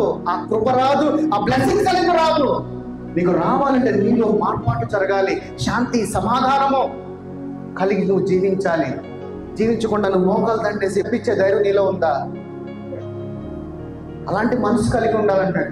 హీడెవడరా బాబు, నేను కొడతానని కొట్టించుకుంటాడు, నేను తిరిగి కొట్టట్లేదనంటే వాడే బాబు సారీ నువ్వు దేవుడు రా అని చెప్పి వెళ్ళిపోతాడు. చాలా మంది కావాలని జరుగుతుంది బయట. ఎవడన్నా కొడతాం అనుకోండి, వాడు ఏం సలెన్సుకున్నాడు అనుకోండి, కొట్టేవాడికి భయం వేస్తుంది. వీడు దేవుడు మనిషి ఎవరా అని చెప్పేసి. దేవుడు మనిషిని ముడితే దేవుడు ఊరుకుంటాడా? వాడిని ఏ విధంగా కింద పడేస్తాడో మీరు ఊహించలేరు. సత్యం తెలిసిన రోజున అది నీకు అర్థమవుతుంది. వాక్యాన్ని ప్రభువు మనసును అర్థం చేసుకున్నప్పుడు. అలా అని చెప్పి నేను పొట్టించుకోమంటలా, నేను ఎగ్జాంపుల్ చెప్తున్నాను. నిన్ను కాపాడేవాడు, నిన్ను భయపెట్టేవాడిగా జీవించమన్నాడు. నీ యొక్క కత్తి ఎక్కడ ఉందంటే ఇక్కడ ఉంది. ఎక్కడుంది? నాలుకలోనే ఉంది. జీవ మరణములన్నీ కూడా నాలుకలోనే ఉన్నాయి కదా. రైట్, 19కి రండి. 19 అదే అధ్యాయం. వారు సిగ్గులేని వారై ఉండి నానా విధములైన అపవిత్రతను అత్యాశతో జరిగించుటకు ఇక్కడి నుంచి అంటే ఇప్పుడు ఏమన్నారంటే వాళ్ళు నానా అపవిత్రతను వదిలేసేయాలి, నీలో అత్యాశని వదిలేసేయాలి, కామత్వాన్ని వదిలేసేయాలి అని దేవుడు ఏమన్నాడంటే నువ్వు ఈ మూడిటిని నీ నుంచి బయటకు తీసేయంటున్నాడు. ఈ చెడు ఫలాలు, ఈ గుంట నక్కలు వీటి నుంచి బయటకు వచ్చాయంటున్నాడు. ఈ రోజు ఎన్ని కుటుంబాలు పాడైపోతున్నాయి, ఎన్ని కుటుంబాలు పాడైపోతున్నాయి. భార్యాభర్తల మధ్య సమాధానం లేదు, ఐక్యత లేదు. ఈరోజు నేను నా ఇంట్లోంచి నేను ప్రారంభించగానే నాకు తెలిసిన ఒకళ్ళు ఫోన్ చేసి ఇలా జరుగుతుంది నా ఇంట్లో, నేను మాట్లాడుకుంటూనే వచ్చాను వాళ్ళతో ఫోన్లో. సమాధానం లేదు. ఎవడంటే అయిపోయాడు వాళ్ళ కుటుంబంలోకి గుంటనక్క. ఎందుకంటే వాళ్ళ పేరు చెప్పకూడదు, ఇది లైవ్ వెళ్తుంది కాబట్టి. గుంటనక్క చిన్నగా వచ్చింది, గుంటనక్క పెద్ద తుఫాన్ని తీసుకొచ్చేసింది. ఇంట్లో సమాధానం లేదు, ఇంట్లో శాంతి లేదు, కుటుంబం ఇరిగిపోయే స్థితికి వచ్చేసింది. ఎలాంటి స్థితికి వచ్చేసింది? ఇరిగిపోయే స్థితికి వచ్చింది చిన్న గుంటనక్క. ఈరోజు నీ జీవితంలో కూడా ఇది జరగకుండా ఉండాలంటే దేవుని యొక్క వాక్యమును సరి చేసుకుంటూ నీ హృదయాన్ని దేవునికి అప్పగించుకుంటూ ఎక్కడ నా జీవితంలోకి గుంటనక్కలు ప్రవేశిస్తున్నాయో వాటిని బంధన చేసుకుంటారండి దేవుని యొక్క వాక్యంతో. వాటిని ఇప్పుడు మనం పొలానికి మళ్ళు పెడతా ఉంటాం కదా, అలాగే మొత్తం వేసేయాలి మడి. నీ కుటుంబం మొత్తం, పెద్దవారు కుటుంబంలో పిల్లలు ఇంకా పరిపక్వత చెందలేదు కాబట్టి పెద్దవాళ్ళుగా మనం ఏం చేయాలంటే పిల్లలకు కూడా పరిపక్వత చెందిన ముళ్ళు వేస్తూ ఉండాలి, దేవుని యొక్క కంచెను వేస్తూ ఉండాలి. రేపొద్దున లోకంలో వాడు పడిపోయిన తర్వాత ఏడుచుకుంటే ఈ రోజునే నీవు మారు మనసు పొంది నీ పిల్లలకి కంచెనువే. నీ పిల్లలు ఆస్వాదింపబడతారు. నీ పిల్లలకి వాక్యాన్ని నేర్పించు, వాళ్ళు దీవించబడతారు. నీ పిల్లలకి ఆరాధన నేర్పించు, వారు యుగాంతం బ్రతుకు దినములంత వరకు కూడా ఆశీర్వాదం మీద ఆశీర్వాదం దేవునికి కృపబడికి తోడుగా ఉంటుంది. నువ్వే కనుక మారు మనసు పొందకపోతే, నీకే ఇంకా ప్రభు వాక్యం అర్థం కాకపోతే నీ పిల్లలు ఆస్వాదింపబడతారు. ఒక ఆదివారం గుడికి వస్తే సరిపోదండి. ఆదివారం నేను పొద్దున్న ప్రార్థన చేసుకుంటే కాదు. నీ జీవితంలో ప్రేమ అనేది కనుక లేకపోతే నువ్వు ఆదివారం గుడికి రా, ప్రార్థన చేసుకో, ఫాస్టింగ్ చేయి, ఆఫరింగ్స్ ఏది ఇచ్చినా కానీ ప్రేమ తర్వాతే. ఈ బైబిల్ సారాంశం అంతా చెప్తుంది ఒకటే, ఓన్లీ లవ్, ఓన్లీ లవ్. ఇది ఒక్కటి చెయ్యి. ఆ ప్రేమ అనేది అన్ని విషయాల్లో, ప్రతి విషయంలో లోబడండి అన్నాడు. అంటే ప్రతి విషయంలో నీ భర్తకి ప్రేమతో లోబడి అన్నాడు. అలాగే భర్తగా చెప్తాడు ఈ సొంత శరీరం అంటున్నాడు. ఎవరికైనా తన శరీరం అంటే ఒక ఇష్టం ఉంటుంది కదా, నీ భార్య కూడా నీ శరీరమే అంటున్నాడు. నీ శరీరాన్ని ఇప్పుడు చాలా మంది అద్దం ముందు నుంచో కానీ ఎవరు దేన్ని మనం లైక్ చేస్తాం? శరీరం లవ్ చేస్తాం కదా. చూడంగానే ఎంత అందంగా ఉన్నామనో ఏదో మనలో మనం మాట్లాడుకుంటాం. సేమ్ నీ భార్య కూడా అంతే నీకు అని చెప్పి దేవుని వాక్యం చెప్తుంది. అందుకనే వాక్యం అంతా కూడా ప్రేమే, ప్రేమ లేనిదే ఏమీ లేదని దేవుని యొక్క వాక్యము సెలవిస్తున్నది. దాని తర్వాత 19 అయిపోయిందమ్మా. దాని తర్వాత 26 26 కోపపడుడి కానీ పాపము చేయకుడి. పాపము చేయకుడి. సూర్యుడు అస్తమించే వరకు. కోపం ఎందుకు చేస్తావు? కోపం ఎందుకు వస్తుంది? వంటగదిలోంచి ప్లేట్లు పడామని బయటికి చేస్తా ఉంటారు. ఎందుకు వస్తుంది కోపం? ఇప్పుడు ఆడవారు వంటగదిలో నుంచి కోపంగా తన ప్రవర్తనని ప్రవర్తించింది అనుకో, భర్త ఏం చేస్తాడు? అప్పుడు నెక్స్ట్ మినిట్ ఏముంది? పాపం చేస్తాడంట. భార్యకి కోపం వస్తే భర్త ఏం చేస్తాడు? పాపం చేస్తాడు. అలాగే భర్తకి కోపం వచ్చింది అనుకో, భర్త కూడా ఏదో రూపాయలు పండుకునేది ఏంటి అని వెళ్ళాడు అనుకో, భార్య కూడా పాపం చేస్తుందంట. ఒకవేళ కోపం వచ్చినా కానీ ఆ కోపం ఎలా ఉండాలంట? సూర్యుడు అస్తమించే వరకు.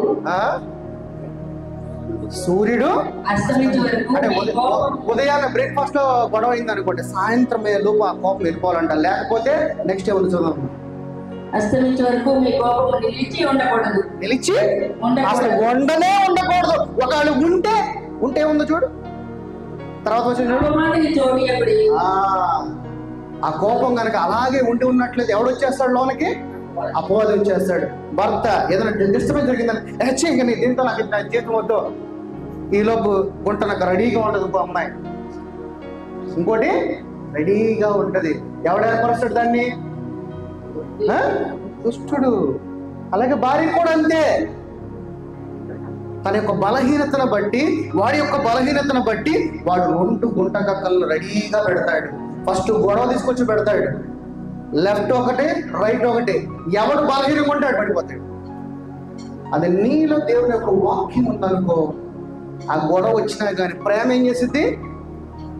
ఆ ప్రేమ ఆ గొడవ మీద ఉన్న కోపాన్ని కప్పుతుంది. కాబట్టి భార్యాభర్తలు వితిన్ 1 గంట, 2 గంటలకు, 3 గంటలకు వాడు సరి సర్దుబాటు చేసుకుని వారి ప్రేమ ద్వారా మళ్ళీ కలిసిపోతారు. లేదా నీలోకి రెడీగా ఉన్న అపవాది 2 గుంట నక్కలు వదులుతాడు. నీ బలహీనత లేదా భర్త బలహీనతను బట్టి ఎవడొకడో పాపంలో పడిపోతాడు. పాపంలో పడిపోతే ఎవడి కుటుంబం నాశనం అయిపోతుంది? వాడి కుటుంబమే. భార్య కుటుంబం నాశనం అయిపోతుంది, భర్త కుటుంబం నాశనం అయిపోతుంది. కుటుంబం నాశనం అయితే పిల్లలు అయిపోతారు, పిల్లలు నాశనం అయిపోతున్నారు. చిన్న తప్పే, చిన్న గొడవ, చెట్టీలు ఉప్పు ఎక్కువైంది, చిన్న గొడవ ఏమవుతుంది?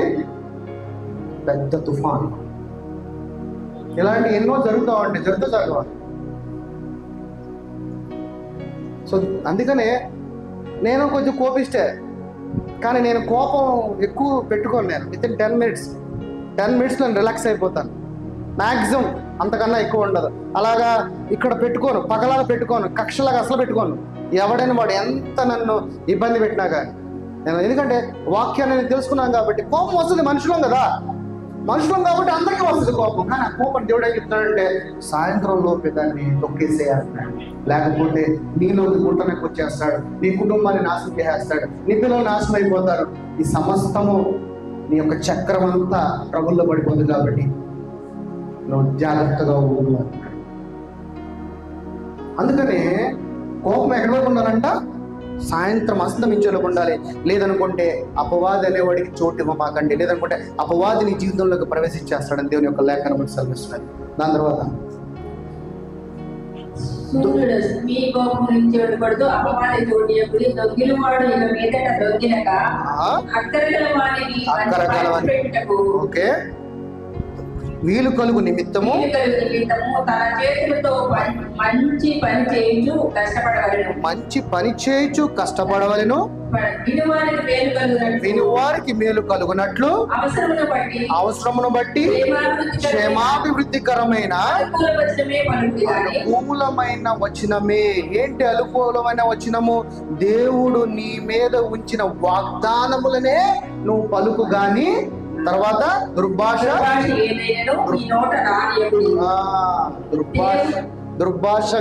ఏది కూడా అడుగుచో. ఇప్పుడు చాలా మంది అక్క దాని సంగతి నాకు అన్నీ తెలుసు అక్క అంటారంటారా. పక్కింటోళ్ళ గురించి మాట్లాడుతూ ఉంటాం, ఎదుటోడు ఎవడో కొంపలో ఏం జరుగుతుందంటే మొత్తం గ్రాప్ చేసుకోవటం. అదే దుర్భాష అంటే బూది కాదు, బుద్ధి కూడా దుర్భాషే. నువ్వు ఎదుటోడి జీవితం గురించి నువ్వు మాట్లాడేది కూడా దుర్భాషే. సంఘంలో ఎవడన్నా వచ్చి కప్పుకొని వచ్చాడు, బాధ చెప్పుకున్నాడు అనుకో, తన తెలంగానే నువ్వు అతడి గురించి మాట్లాడుతా, అది దుర్భాష. ఊర్లో వాళ్ళు ఎవరన్నా వచ్చారు, సేవకుడి దగ్గరికి వచ్చి ప్రార్థన చేసుకున్నారు, ఎవరు వచ్చారు, ఎందుకు వచ్చారు, ఎందుకు ప్రార్థన చేసుకున్నారు, నీ క్యూరియాసిటీ ఉంటుంది. చెప్పకపోతే సమాధానం ఎవరు, ఎవడో వచ్చి వెళ్ళాడు, అయ్యగారి దగ్గర నుంచి కలిసి వెళ్ళాడు, కుటుంబం ఏమైంది, ఎందుకు, ఏంటి, నీ అటెన్షన్ ఎక్కువ. అది నువ్వు వినాలి, ఎదుటివాడికి చెప్పేయాలి. అదే దుర్భాష. ఆ దుర్భాషను పలకొద్దు అంటున్నాడు. నీ నోటన దేవుని యొక్క లేఖన వాగ్దానములను వచనాలే పలకాలి. ఎప్పుడు కూడా ఏసునామమున రావాలి. ఎప్పుడైనా కానీ ఎదుటోడి జీవితంలో ఏది జరిగినా కానీ నీ నోటి రాకూడదు. కానీ నువ్వు వింటే, దేవా ఆ కుటుంబాన్ని దీవించు నాయన, ఏ సమస్య అయితే ఉందో ఆ కుటుంబంలో, ఏ భార్య భర్తల మధ్య ఇబ్బంది ఉందో, ఏ కష్టం ఉందో, ఏ ఫైనాన్షియల్ ప్రాబ్లం ఉందో, ఏ రోగం ఉందో, ఏ నామంలో విడుదల ఉండగా అక్కడ ప్రార్థన చేయి. అలాంటి మనస్సు కలిగి, అలాంటి ప్రేమ కలిగి మనం ఉండాలి. దుర్భాషలాగా ఎదుటివాడి ఇంట్లో ఏం జరుగుతుందా, ఈ ఇంట్లో ఏం జరుగుతుందా మానిటర్ చేయకూడదు. ఆ ఊర్లో సమస్య, ఈ ఊర్లో సమస్య, ఈ చుట్టాల బంధువుల్లో సమస్య, వాళ్ళ లోకులు వాళ్ళు మాట్లాడతారు, కానీ నువ్వు లోకులు కాదు, నువ్వు దేవుని యొక్క కుమార్తెవి. దేవుడు అలా మాట్లాడు. నీ దేవుడి కుమార్తెగా నువ్వు అలాగే మాట్లాడితే నీకు లోకంలో ఉన్న వాడికి ఏంటి డిఫరెన్స్? మన అందరం ఒకటే కదా. ఇంకప్పుడు నీలో ఒక ప్రత్యేకత కనపడాలంటే, దేవుని కుమార్తె కనపడే, నీ నోట ఎప్పుడు కూడా దేవుని మాటలే రావాలి. ఎటువంటి దుర్భాషలు కానీ, ఎటువంటి దురద చెవులు కలిగి, దేవుడు ఒక మంచిగా దురద చెవులు కలిగి అసలు జీవించొద్దు అంటాడు. చెవులకి దురద ఎక్కువ. వినాలి వినాలి, ఏం జరుగుతుంది మనకు మనమే క్యూరియాసిటీతో మనం వింటూ ఉంటాం. కానీ దేవుడు అన్నాడు అటు దురద చెవులు అంటున్నాడు. దానివల్ల కూడా నీ బ్లెస్సింగ్ పోగొట్టుకుంటున్నావు. ఎదుటివాడి కుటుంబం గురించి నువ్వు మాట్లాడేది కూడా నీ బ్లెస్సింగ్. అది కూడా గుంట నక్కే, అది కూడా నీ గుంట నక్కే. ఎదుటివాడి కష్టంలో నిలబడి తొంగి చూస్తూ నవ్వేవాడిది కూడా గుంట నక్కే. చేయగలిగితే వాడి గురించి ప్రార్థన చేయి. ఎందుకంటే ఎవడు వాడు? నీ అవయము. ఎదుటివాడిని నువ్వు ఎలా చూడాలంటే, వాడు నా అవయము, నా చెయ్యి, నా హృదయము. హృదయం అంటే బాగా ఒకటే కాదు, నీ ఎదుటివాడు కూడా నీ హృదయమే. నీ చెయ్య ఎదుటివాడు, నీ వేళ్ళు ఎదుటివాడు. యేసు ప్రభు చెయ్యండి ఏంటో తెలుసా? ఆయన ఆత్మలు. ఎవరికైనా సమస్య వచ్చిందనుకో, వాడు చెయ్యి ప్రభు ఏం చేస్తాడు, ఇలా అన్నాడు అనుకో, అనుకుంటూ వెళ్ళిపోతూ ఉంటారు అందరు. ఆత్మలు అన్ని వెళ్ళిపోవటం ఆయన చెయ్యి ద్వారా. ఎందుకంటే మనం అందరము ఆయన ఆత్మలమే, ఆయన శరీరంలో పాలి భాగస్థమై ఉన్నాం. మరి ఆయన ఇలా చేయడు, ఇలా మాట్లాడు, ఇలా అసహ్యంగా మాట్లాడు. ఎప్పుడు ఎదుటి వాడి కష్టంలో ఉంటాడు. తప్పు చేశావు, నో ప్రాబ్లం, దేవుడిని క్షమిస్తాడు. వ్యభిచారం చేసిన స్త్రీని దేవుడు ఏం చేశాడు? యేసుప్రభు ఏం చేశాడు? ఎవడైనా మీలో తప్పు చేయడం రాయమే అన్నాడు. ఎవడైనా చిన్నపిల్లలతో సహా అందరూ కూర్చొని బయటికి వెళ్ళిపోయారు. ఒక ప్రభు ప్రేమించాడు. అమ్మా ఇలాంటి తప్పు ఒకసారి చేయమన్నాడు. అలాంటి ఒక స్వభావం నీలో ఉండాలి. అది సంఘమైనా సంఘము బయటైనా నీ ప్రవర్తన బట్టి ఎదుటివాడిలో నీ యొక్క సాక్ష్యము, ఎదుటివాడికి విశ్వాసమై వాడు మారు మనసు పొందడానికి నీ క్రియలు వాడికి వెలుగుకరంగా ఉండాలి, ఒక మార్గంలో ఉండాలి. అంతేగాని వాడే కరెక్ట్ లేడు అన్నట్లాగా ఉండకూడదు. రైట్. దాని తర్వాత దుర్భాష అయినను మీ నోట రానివ్వండి, దేవుని పరిశుద్ధాత్మను దుఃఖపరచకుడి. ఓకే. విమోచన దినము వరకు ఆయన యందు మీరు ముద్రింపబడి ఉన్నారు. దేవుని యొక్క పరిశుద్ధాత్మ ఎక్కడుంది? మనలో ఉంది. నువ్వు మాట్లాడటం వల్ల లోనున్నవాడు ఏమవుతున్నాడంట? నీ అంతరంగ పురుషుడు ఏమవుతున్నాడు? బాధపడుతున్నాడు. అరే ఏంట్రా వీడేమో నా ఆత్మ అంటాడు, నా కుమారుడు అంటాడు, నన్నేమో లోన పెట్టుకున్నాడు, వీడి నోరు చూస్తేనేమో గబ్బు, ఎటు చూసినా ఎదుటివాడి గురించి మాట్లాడుతున్నాడు. అప్పుడు నీలో ఉన్న దేవుడు ఏమవుతా అంటున్నాడు? దుఃఖపడుతున్నాడు. నీ ఆత్మ ఎక్కడ దాచి ఉంటాడంట? ఆయనతో పాటు ముద్ర వేసుకుని దాచి చేశాడంట. దాచి పెడతా అన్నాడా? దాచి పెట్టేశాడా? ఉన్నారు. ఆల్రెడీ అయిపోయింది. మన వాటిలో అదే చెప్పాను నేను, అయిపోయింది. Everything is over. ఇది ఒకటే తెలుసుకోండి మీరు. ఏంటంటే ఈరోజు నేను మాట్లాడే మాటలు కూడా ఆల్రెడీ మాట్లాడేసాం.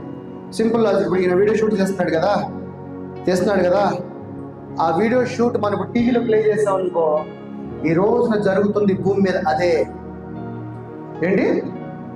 భూమి మీద అదే చాలా మంది మూవీకి వెళ్ళినప్పుడు ఆడు ఏదో సెంటిమెంట్ సీన్ రాగానే ఏడుస్తూ ఉంటాడు, ఏడుస్తా చాలా మంది సహజంగా. కానీ అది నిజం కాదు, కానీ ఇన్వాల్వ్ అయిపోతాడు. అలాగే ఈ రోజున ఇది మన నిజంగా మనం ఇన్వాల్వ్ అయిపోతున్నాం మన జీవితంలో. కానీ దేవుడు అంటున్నాడు ఎవ్రీథింగ్ ఇస్ ఓవర్, ఇంకేమీ లేదు, మిగిలింది అంతా అయిపోయింది. ఇవి జస్ట్ ఆ వీడియో క్యాసెట్. మన జీవితము ఆ వీడియో క్యాసెట్, ఇదే సత్యము, అది తెలుసుకోండి. ఆ వీడియో క్యాసెట్ యొక్క జీవితం వెనక ఎందుకు పరిగెడుతున్నారా అంటున్నాడు. ఒకవేళ ఇది నిజమే అని అంటే పరిగెత్తు, ఇది అబద్ధం తెలిసినప్పుడు దానికి ఎందుకు పరిగెత్తడం? ఇంకా అదే సత్యము. సమస్తము జరిగిపోయింది. అందుకనే దేవుడు కూడా ముద్రింపబడి ఉన్నారు, నీతిమంతులుగా చేసి ఉన్నాను, సిలువ మీద వేసి ఉన్నాను, నాతో పాటే కూర్చుండబెట్టుకుని ఉన్నాను, నేను తిన్న దెబ్బల చేత మీరు స్వస్థత పొంది ఉన్నారు అని అంటున్నాడు. మీ పాపములు ఎన్నడూ ఆల్రెడీ క్షమించబడ్డాయి అంటున్నాడు. అన్ని జరిగిపోయింది అంటున్నాడు. ఎక్కడ కూడా చేస్తాను నా దగ్గరికి రా, చూస్తాను నా దగ్గరికి రా, ఎక్కడ చెప్పలా, క్వశ్చన్ మార్క్ ఎక్కడ వేయలా, నువ్వు వస్తే ఇస్తాను అనలా, ఇచ్చేసాను అంటున్నాడు. ఎందుకనంటే ఎవ్రీథింగ్ ఇస్ ఓవర్. మొత్తానికి వెల చెల్లించేసా, మొత్తానికి I prepared, I paid everything అంటున్నాడు. ఎవ్రీ పెనాల్టీ ఐ పేడ్ అంటున్నాడు. చెల్లించిన దాని గురించి నువ్వు ఇంకా దుఃఖపడితే ఎలాగా? అంతే కదా. అదే సత్యం తెలుసుకుని దేవునిలో మనం బలపడాలంటే వాక్యాన్ని మనం అర్థం చేసుకోవాలి. వాక్యం ఏం చెప్తుందంటే నువ్వు ఆల్రెడీ క్షమింపబడ్డావు, సంతోషంగా దీన మనసు, నా యొక్క ఫలాలు నీలో కనపడాలంటున్నాడు. నా స్వరూపం అని నువ్వు చెబితే, నా ఇమేజ్గా నువ్వు జీవిస్తే, నా ఫలాలు నీలో జీవించాలి, నా ఫలాలు నీలో కనపడాలి. అలాగా కనపడినప్పుడు ఈ గుంట నక్కలనేది రావటానికి ఛాన్సే లేదు. మొత్తం నీ చుట్టూ దేవుని యొక్క కంచె ఉంటే ఆ ఏ మూల నుంచి కూడా ప్రవేశించడానికి వాడికి దేవుడు అధికారం ఇవ్వడు. దుష్టుడికి మీద ఎన్నడూ కూడా ముట్టనివ్వను అన్నాడు. ఎంత చిన్న సంధించినా వాడు నీలో ప్రవేశించేస్తాడు. రైట్. తర్వాత సమస్తమైన ద్వేషము, కోపము, క్రోధము, అల్లరి, దూషణ, సకలమైన దుష్టత్వమును మీరు విసర్జించుడి. కానీ మనలో ఉన్నాయి ఎన్ని? దేవుడేమో అయ్యే విసర్జించమంటున్నాడు. మనలో ఉన్నదే కోపము, క్రోధము, దుష్టత్వము, లోభము, ఇవన్నీ మనలోనే ఉన్నాయి కదా. ఇవన్నీ గుంటనక్కలే, వీటిలన్నింటి తీసేసిన రోజు నువ్వు నిజమైన కుమారుడివి. అప్పుడు నీలో ఆయన ఫలాలు కనపడతాయి. ఏం ఫలాలు? గలతీయులు 22:5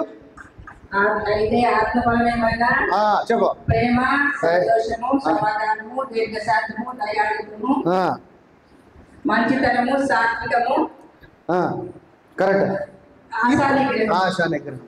ఈ దేవుని ఫలాలు. ఈ ఎవరి ఫలాలు ఇప్పుడు చెప్పినవి మనం ఈ 31 చదివి ఏంటి?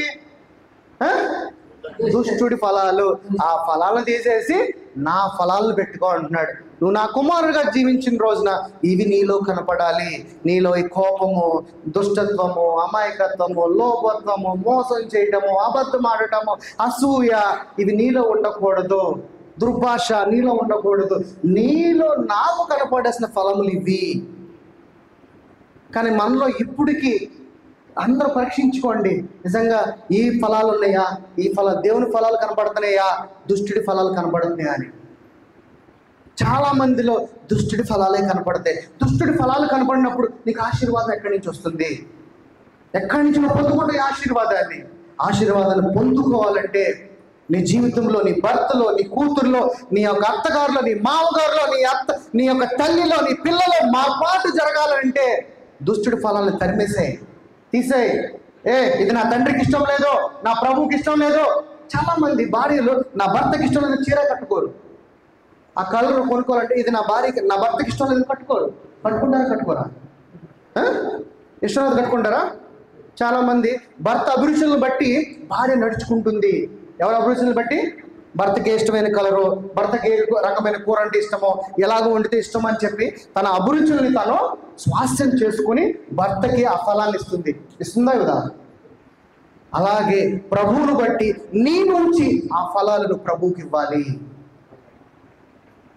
ఒక శరీరానుసారమైన నీ భర్తకే నువ్వు అంత ప్రాధాన్యత ఇస్తున్నప్పుడు, ఒక చీర విషయంలోనే, ఒక కలర్ విషయంలో నువ్వు అంత ప్రాధాన్యత ఇస్తున్నప్పుడు, దేవుడు నీకు ఇచ్చిన ఫలాల విషయంలో నువ్వు అంత నెగ్లెక్ట్ చేస్తే నీకు బ్లెస్సింగ్ ఎక్కడి నుంచి వస్తుంది? నీ చుట్టూ నీ గుంట నక్కలు అలాగే చేరి ఉంటాయి. ఏ నిమిషం నువ్వు అవకాశం ఇస్తే నీ జీవితంలో అలాగ ప్రవేశించడానికి. అందుకని దేవుని ఫలాలే ఉండాలి మనలో, దుష్టుడి ఫలాలు ఉండకూడదు. దుష్టుడి ఫలాలు లేనప్పుడు ఎలా ఉంటావు? నెక్స్ట్ వచ్చి చూద్దామమ్మా. సేమ్ అదే, ఇది 4:32 ఎఫెసీయులు 4:32. ఒకని ఎడల ఒకడు దయ కలిగి కరుణాహృదయులై క్రీస్తునందు మిమ్మల్ని దేవుడు క్షమించిన ప్రకారము మీరును ఒకరిని ఒకరు క్షమించుడి.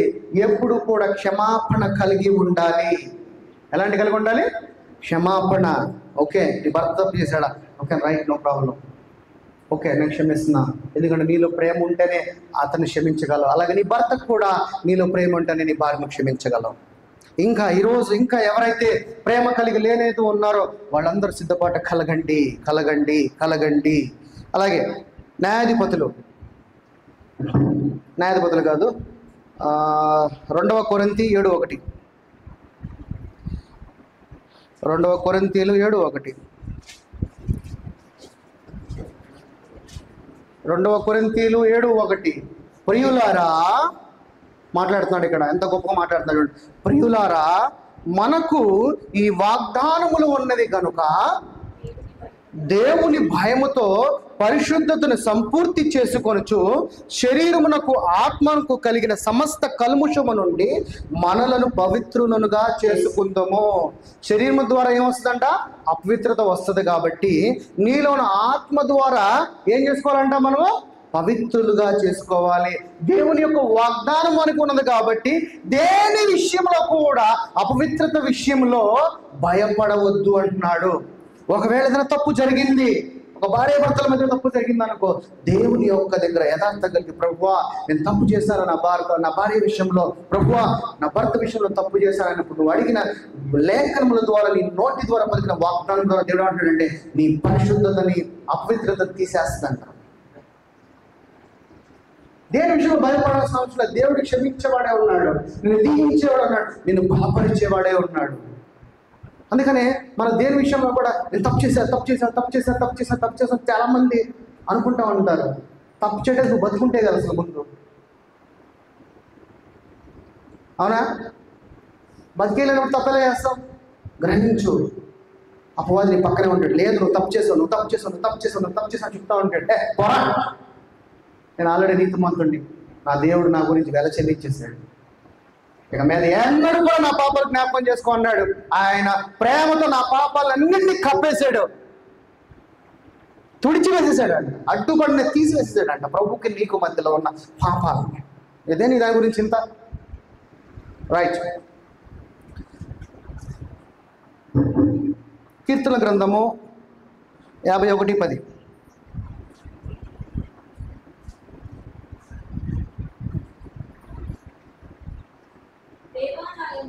దేవా నాయందు శుద్ధ హృదయమును కలుగజేయము, నా అంతరంగములను స్థిరమైన మనస్సును నూతనముగా పుట్టించుము. దేవా నా హృదయమును శుద్ధి చేయ, నా అంతరంగ మనసును, నా అంతరంగ పురుషుడును నూతన సృష్టిగా చేయి. నిజంగా శరీరానుసారంగా నువ్వు చనిపోయి నీ అంతరంగం దేవుని ఆత్మగా నువ్వు నూతన సృష్టి జరుగుతావు.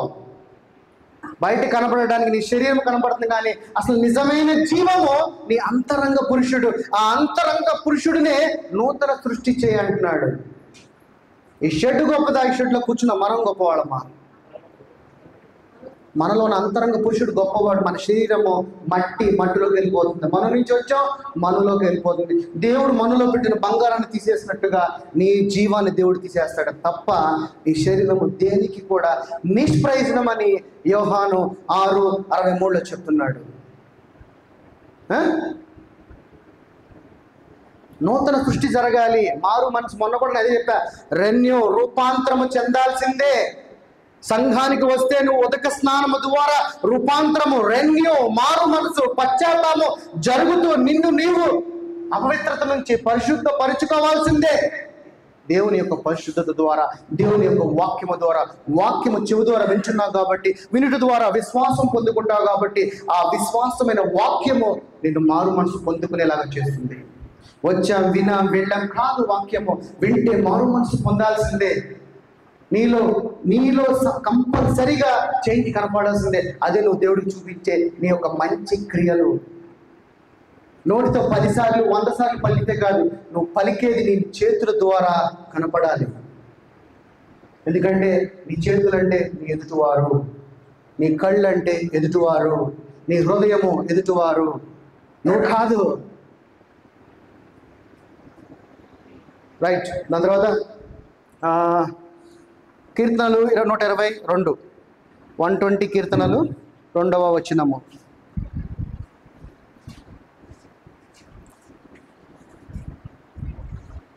గ్రంథము 120వ అధ్యాయము 2వ వచనం. యెహోవా అబద్ధమాడు పెదవుల నుండి, మోసకరమైన నాలుక నుండి నా ప్రాణమును విడిపించుము. ఇలా చేయటం వల్ల ఇంకో గుంటనకులు ఎంటర్ అయిపోతూ ఉంటాయి. ఎప్పుడు ఎదుటివాడి గురించి మాట్లాడుతూనే ఉంటాం. మాట్లాడుతున్నప్పుడు ఏమవుతుంది, ఒక అడవికి ఒక అగ్గిపుల్ల వెలిగిస్తే మొత్తం కాలిపోద్ది కదా. అలా నీ నాలుగుతో పలికి ఒక్క మాట వల్ల ఆ కుటుంబం విరిగిపోతుంది.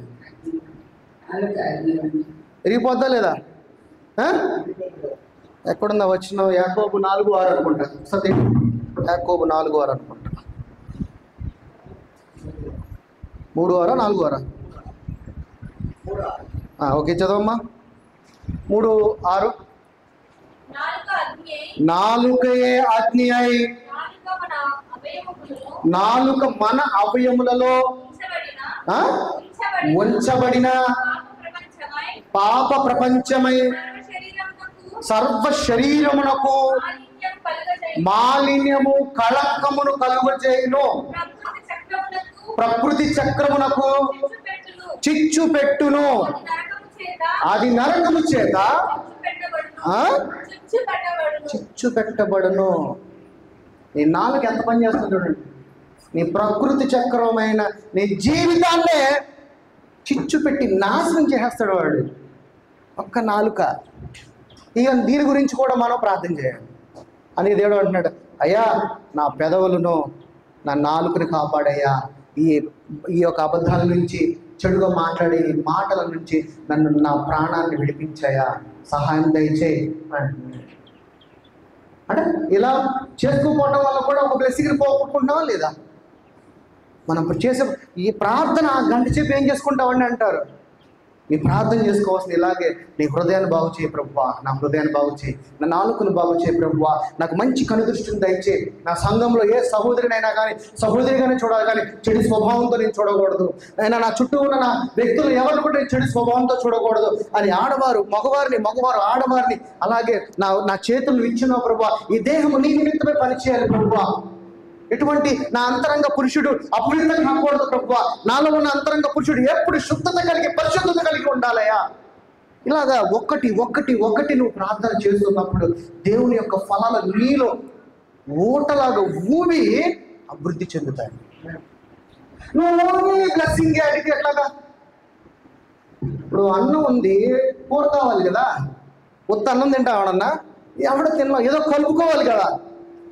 అలాగే నీ ప్రార్థన చేసినప్పుడు సమస్తము, కనులతో పాపం చేస్తాం, చెవులతో పాపం చేస్తూ ఉంటాం, నాలుగుతో పాపం చేస్తూ ఉంటాం, హృదయంతో పాపం చేస్తూ ఉంటాం, అంతరంగ పురుషుడితో పాపం చేస్తూ ఉంటాం, నీ కాళ్ళతో పాపం చేస్తూ ఉంటాం.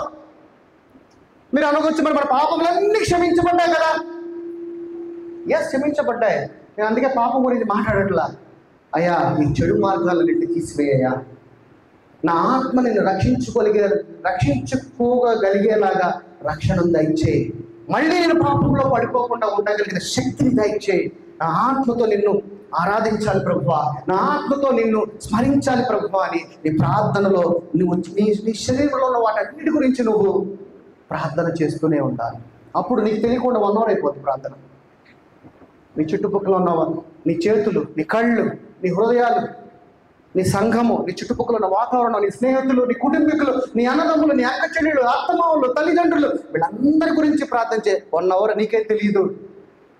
అది నీ గురించి ఒక్కదాని మోకదాన్ని ప్రార్థన 2 నిమిషాలు అయిపోతాం. 2 నిమిషాలు అందరూ ఎక్కువ చేయలేవు. ఎప్పుడైతే ఇవన్నీ నువ్వు తెలుసుకుంటావో నీ ప్రార్థన సమయం పెరుగుతుంది. అందుకే దేవుడు అన్నాడు ఎడతెగక ప్రార్థన చేయమన్నాడు. ఒక్కసారి 2 నిమిషాలు చేయమన్నా ఎప్పుడు నాతోనే ప్రార్థనలో ఉండ అంటున్నాడు. అలాంటి ప్రార్థన పలుకురాలువై ప్రార్థన శక్తి కలిగి ఉండాలి. రోమియోలు 13:14 4 వచనాలని క్లోజ్ చేశాను. రోమియోలు 13:14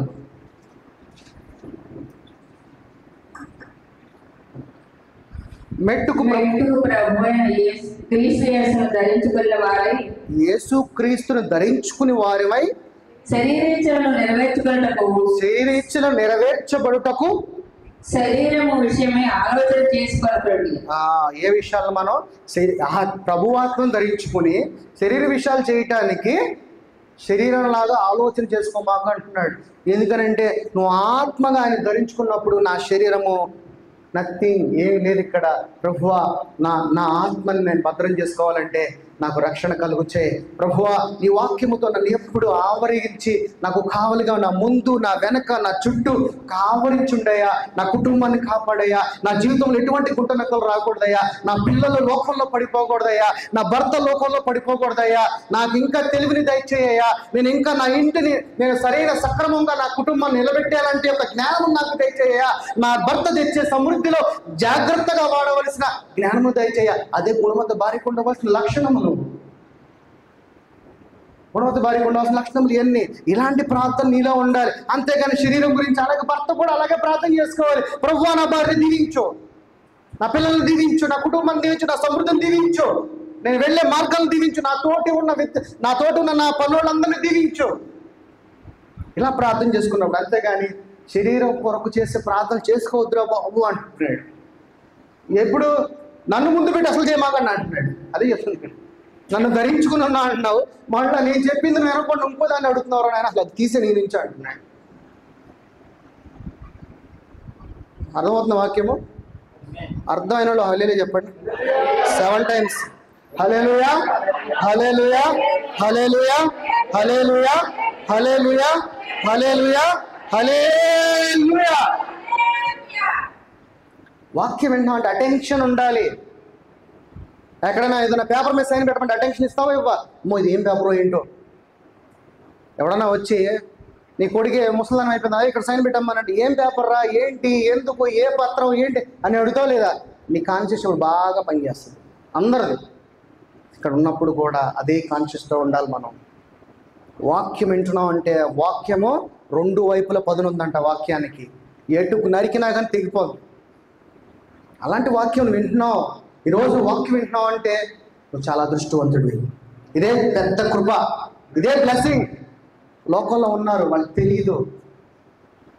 చికెన్ తెచ్చుకున్నామా, బిర్యానీ వండుకున్నామా, తిన్నామా, లేదా ఒక 90 తాగామా, లేదా పడుకున్నామా, అదే దాంట్లో ఉన్నాడు. కానీ ఈ రోజున దేవుని జీవం కలిగిన వాక్యం విన్నాడు అదృష్టవంతురాలు, అదృష్టవంతుడివి. అందుకనే అలర్ట్గా ఉండాలి. సంఘంలో ఎప్పుడు వాక్యం వింటున్నాం అంటే అలర్ట్ అయిపోవాలి.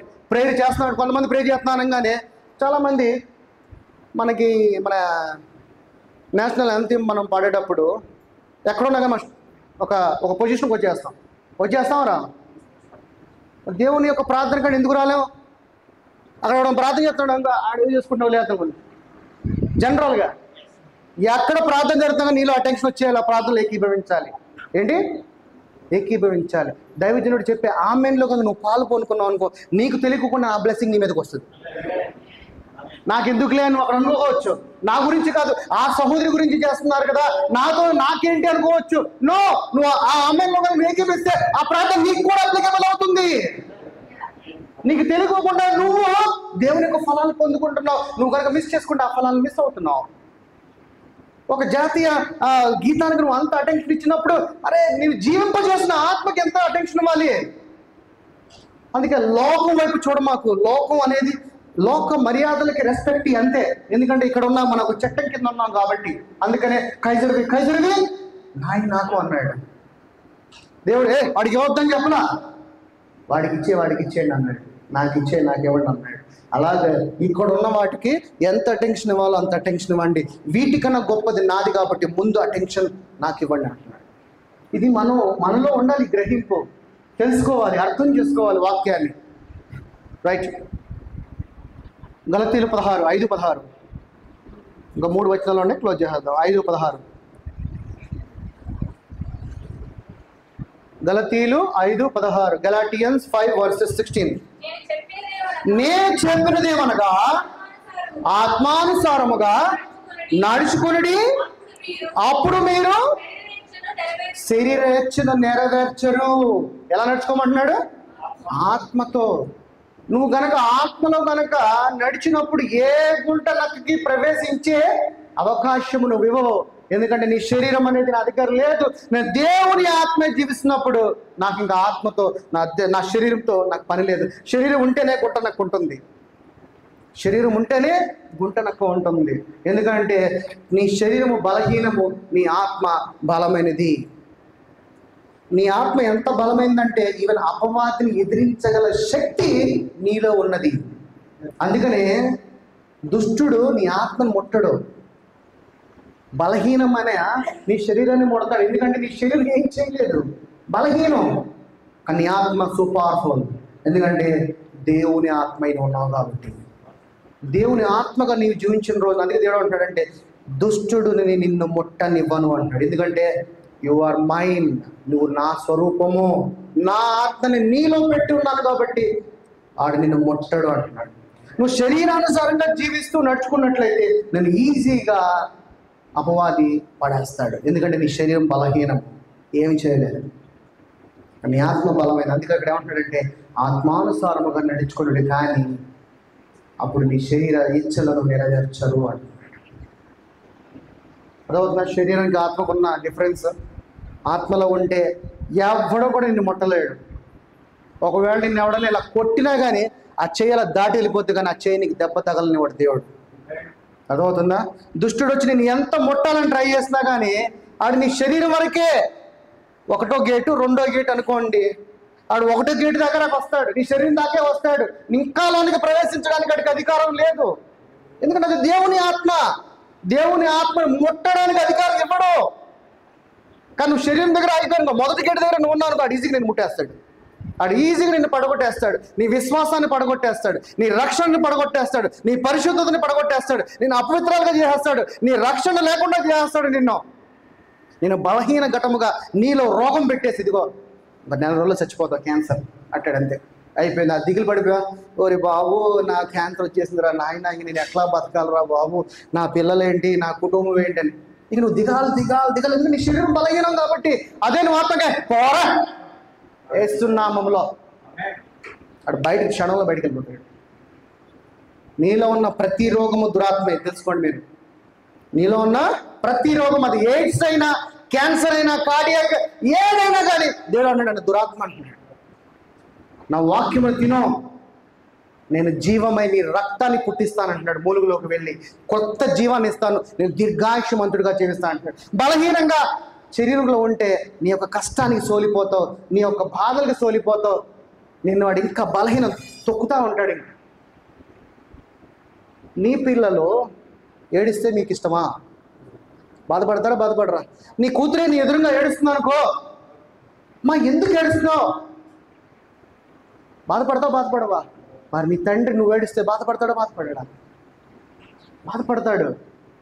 అరే ఎందుకురా ఇది తెలుసుకోవట్లేదు, ఎందుకు ఏడుస్తుంది ఇది?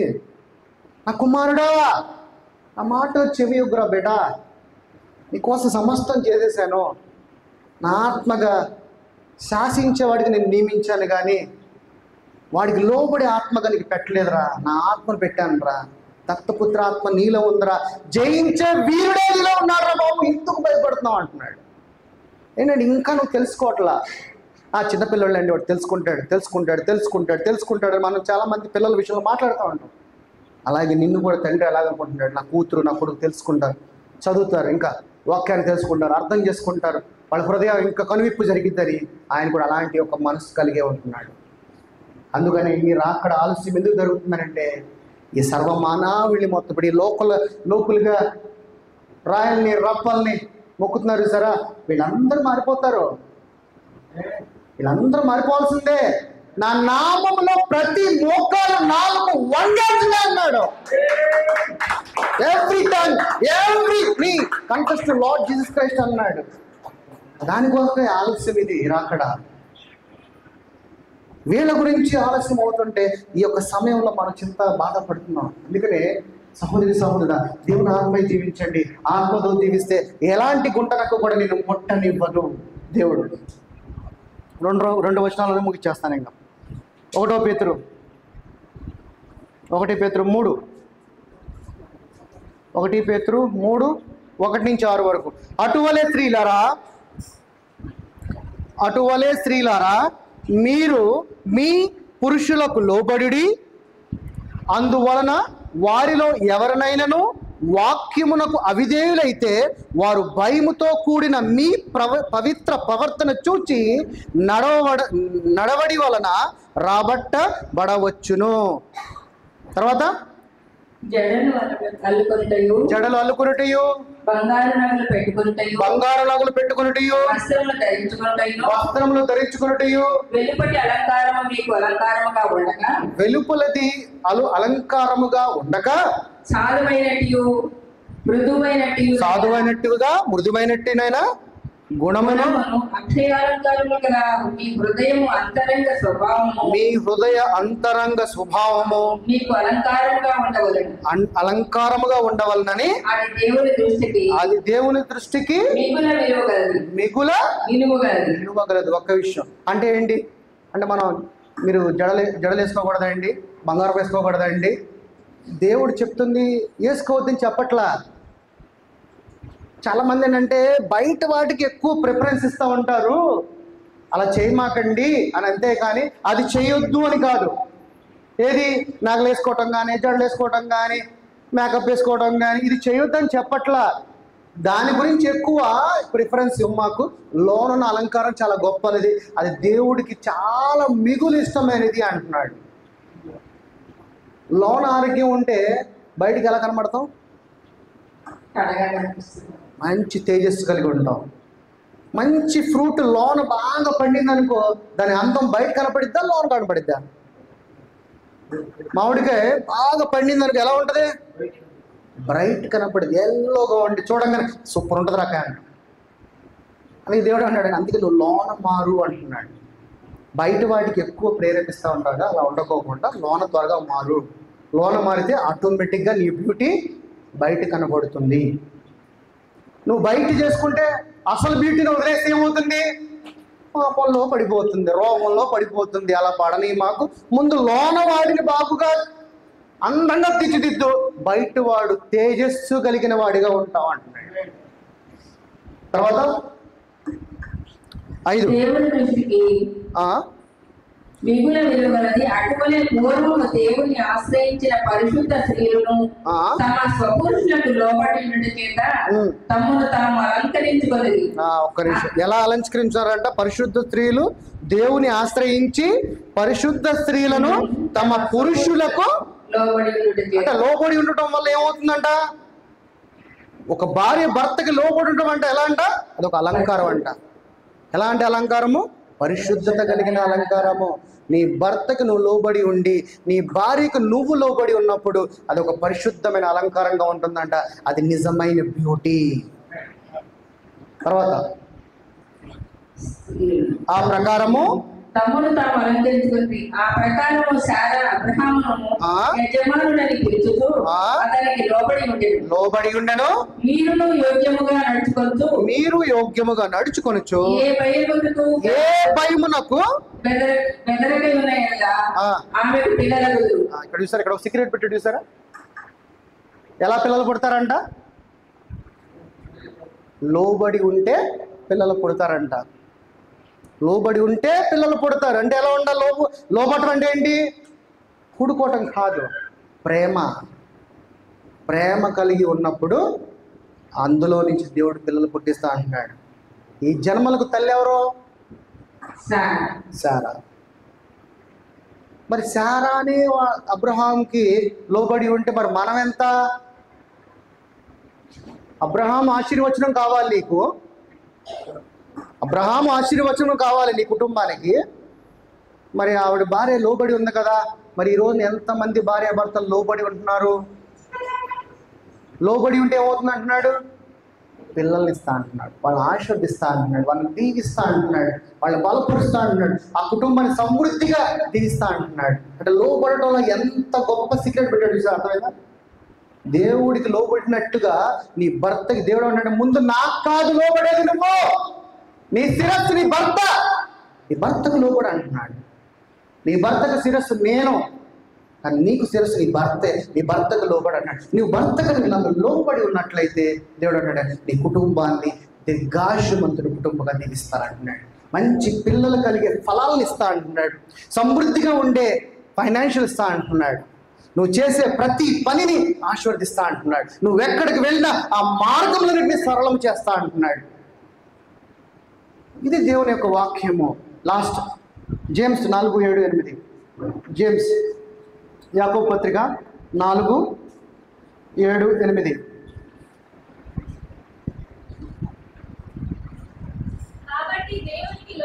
కాబట్టి దేవునికి లోబడి ఉండుడి, అపవాదిని ఎదురించుడి, అప్పుడు వాడు మీ వద్ద నుండి వాడు పారిపోవును. తర్వాత దేవుని యొద్దకు రండి, అప్పుడు ఆయన మీ కుటుంబంలోకి వచ్చును.